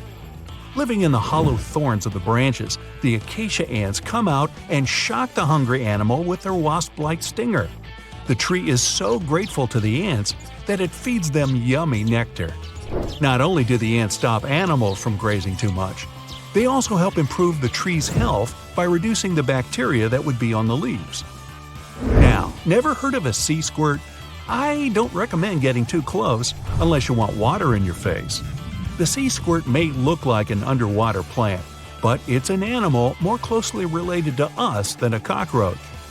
These squishy little creatures are in an umbrella category with vertebrates, like you, me, and anyone or anything else with a fancy backbone. That big happy family is called the chordates. Starting as little tadpole-like larvae, sea squirts wiggle around in the ocean for a short time until they find a nice bit of water to call their own. Since they're unable to feed themselves, drastic measures must be taken, and I mean drastic. Like oysters, barnacles, and mussels, the sea squirt has a glue-like substance that cements it to the first place it lands. Once they've picked their forever home, they need to start eating. The first thing to go is their own tail. Then they absorb their gills and even their brain. No longer need the ability to navigate the ocean, it's become unnecessary. They're not heartless though. The sea squirt's ticker is very similar to a human's. It even looks a little like ours. Now here's one you won't forget. Lobsters, crayfish, and crabs have teeth in their stomachs. After they gulp something down, the food in their stomach gets ground up by large teeth. This is called gastric milling, and it helps the crustaceans digest it easier.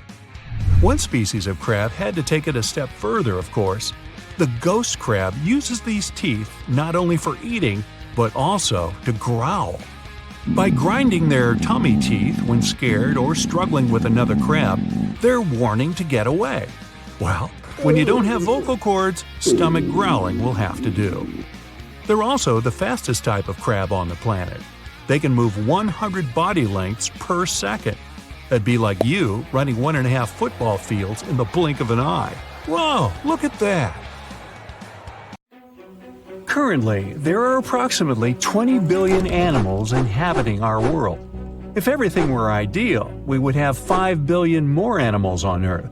But many species have gone extinct, and around 44,000 species are currently endangered. The largest, most recent mass extinction event in history occurred during the dinosaur era, leading to the eradication of 75% of species on Earth. The Tulachi wallaby is a long-lost relative of today's kangaroo, but they had a hidden superpower, night vision. That's why they were mostly active at night. They were 3 feet tall and fed on grass, fruit leaves, and other plants. Wallabies lived in grassy areas near swamps and other water bodies, but not for long. By the 19th century, their numbers had gone down, bringing them to the edge of extinction. Only 14 wallabies had been left in the wild by 1920. A rescue mission was launched. They tried to capture the last 14 animals to protect them. But the situation got out of control and 10 wallabies lost their lives. The 4 remaining ones were transferred to a special facility, and in 1935, the last animal passed away. Only one picture of the Talachi wallaby is left now. There were reports of the animal's sightings after that, but no proof was shown, and the creature was officially declared extinct in the 70s. Short-faced bears were a unique species that lived in North America, particularly Alaska. It was a massive bear, weighing around 1,500 pounds. When standing on its hind legs, it was around 12 feet tall, a whole foot taller than today's biggest beast in this family, the polar bear. This animal was different from today's bears because almost all of them are omnivores, except for polar bears. But this monster was solely carnivorous, which was the reason for their extinction. During the end of the Ice Age, many herbivores were gone, and those bears did not have enough food to survive. They were the Usain Bolt of the bear world, the fastest Bruins to have ever lived, reaching a top speed of 40 miles per hour, which is 5 miles faster than grizzlies.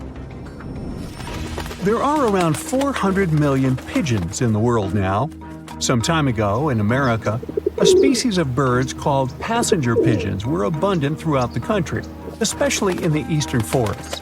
There were more than 1 billion of them, but they went from 1 billion to 0 in a few years. They had small heads and necks, but long tails and wings and strong breast muscles that allowed them to fly super long distances. The last passenger pigeon passed away in captivity in 1914. It was named Martha. With that, the ecosystem in the U.S. has never seen this bird again. Now, elks are enormous animals, but they look tiny when you compare them to long-gone Irish elks. That elk was around 7 feet tall at the shoulder with a humongous antler of 12 feet. Today, elk are only 4.5 feet tall at the shoulder and have around 4-foot-long antlers. Despite its name, this elk was found all over the world, from Asia to Europe. It got its name because, in Ireland near Dublin, researchers found a perfectly preserved specimen. Since then, it's been called the Irish elk.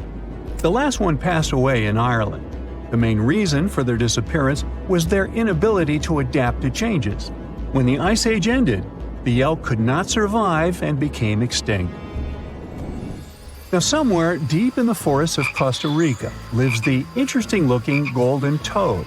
It was discovered in 1966 in one particular spot where all toads would gather to mate. In 1967, a large population of this golden nugget was noted in that same spot. But the following year, only 10 to 11 toads were seen, and the year after that, in 1968, only one lonely male toad showed up at the spot. For years, there were searches for golden toads. In 2004, the toads were officially declared extinct. Humans were not responsible this time. The drought in the area in the 80s had a significant impact on the toads. Still, the last straw was the arrival of a new fungal species that caused the animal's skin to thicken, eventually leading to the toad passing away. This chytrid fungus is responsible for the extinction of more than 90 frog and amphibian species, becoming one of the biggest threats to their lives. Now, Canada is a very cold country, no surprise there, and nobody would expect tropical birds like parrots to live there. However, there was a parrot species that lived in America and some parts of Canada. I'm talking about the Carolina parakeet. Those were truly beautiful birds with orange-yellowish heads and green bodies. Their favorite rest spots were big trees alongside rivers. This parrot's favorite food was cocklebur seeds, which are poisonous to us, but the bird had no problem eating them. Also, they used the dangerous cockleburs as a defense mechanism. After they ingested loads of them, their meat became poisonous, and predators do not enjoy eating toxic birds. Carolina parakeets were abundant, there were millions of them. But since the Ice Age, their numbers had been gradually going down because of natural reasons, mainly temperature. By 1935, no such parakeets were left in the wild. Today's African lion had a much more prominent and notorious cousin, the Barbary lion. Those cats were mentioned in many famous old books. They were described as mean, terrifying beasts. It's believed that they were the largest lion species ever. Those big cats weighed around 600 pounds and were 9 feet from the head to tail. Unfortunately, this lion was declared extinct in the 90s due to many factors. Today, we only have one photo of this animal taken from a plane. Paradise parrots were native to Australia. They were genuinely amazing birds with captivating colors. What was unique about them was their nesting habits. They only nested in termite mounds. This parrot was always on the edge of extinction, and the reason for that is still unknown. Mice, rats, and other animals also hunted them, and it added fuel to the fire. The last bird was spotted in the year 1972. Since then, paradise parrots have only been seen in museums. The Gulf of Mexico was once home to Caribbean monk seals. This species of seals enjoyed spending time in the warm subtropical climate of the Caribbean. Most of the time, they were found near reefs and islands, foraging for food. Like most of us, they also loved sandy beaches and were usually seen in groups of 100 seals, resting before the next adventure.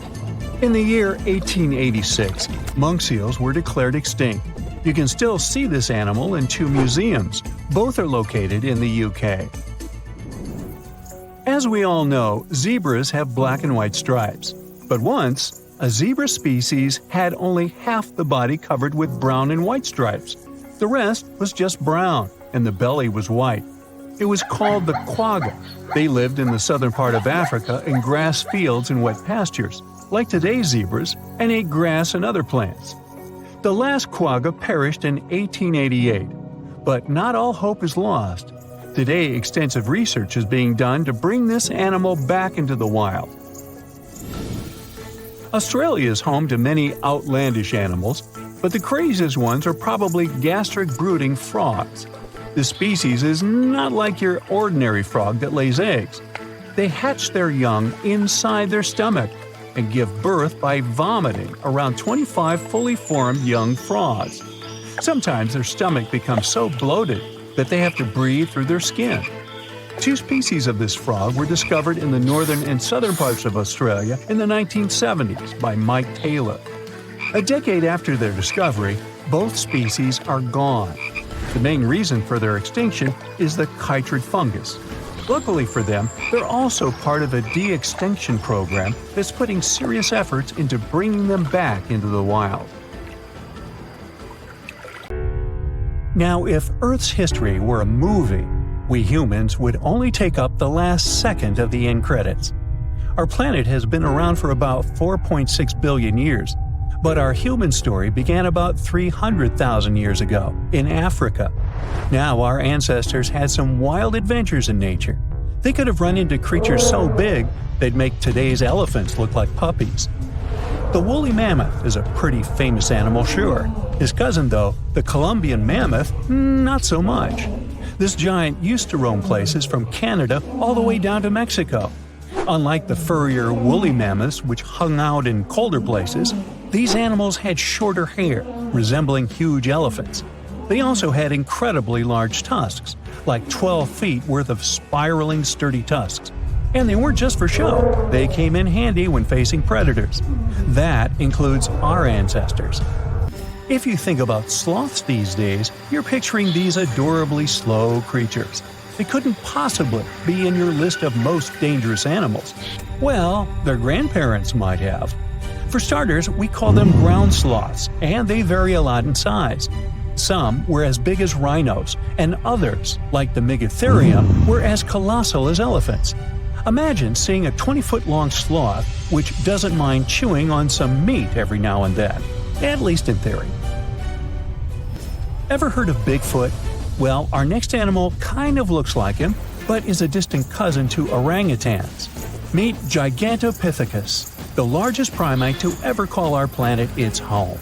Standing tall at 10 feet and weighing more than 600 pounds, these animals were amazing to look at in real life. Unlike Bigfoot, they weren't constantly hiding. In fact, it's believed they were peaceful and gentle creatures. Sadly, they faded away about 100,000 years ago, mainly because their food sources slowly became unavailable. Those lush, fruity forests they called home eventually turned into dry grasslands. Next on our list is the cave hyena. Weighing a chunky 250 pounds and standing 3 feet tall, these beasts were as long as a grown-up lying down. What's even more interesting about these creatures is that they loved hanging out in groups. A pack could be as big as 30 of these animals, which meant they could easily take on even the biggest, heaviest mastodons. Our ancient families would have needed to stay alert around these hungry specimens. Sadly for these hyenas, about 20,000 years ago, their numbers started going down. Soon enough, they completely disappeared from the planet. Quick pop quiz. What's called a tiger but isn't really one? It's the saber-toothed tiger. I mean, sure, they belong to the feline family, but they aren't technically tigers. First appearing around 42 million years ago, in July, I think. Many of their kind were gone before we even showed up. However, early Americans might have bumped into a couple of specimens from this group. If that really happened, it would have been quite the encounter. Think of the biggest wild lion today or the hefty Siberian tiger. These big cats also had some incredible features hidden in their fur. They were good at sneaking around, hiding, and pouncing on mammoths bigger than themselves. Their bite wasn't that strong, but they could open their jaws wide, like twice as much as a lion. And although their teeth were a bit on the weak side, they had buff forearms to pin down their dinner, giving those big fangs a purpose. Not the kind of kitty you'd want to play with. Dire wolves made their debut about 250,000 years ago. They were like the gray wolves we know today, but a lot stronger. While wolves these days stretch out to about 6 feet and tip the scales at 170 pounds max, dire wolves were about 5 feet and about 150 pounds.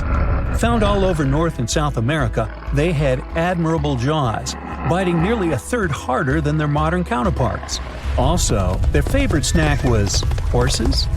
But just like many other majestic beasts of the past, they faded away around 10,000 years ago.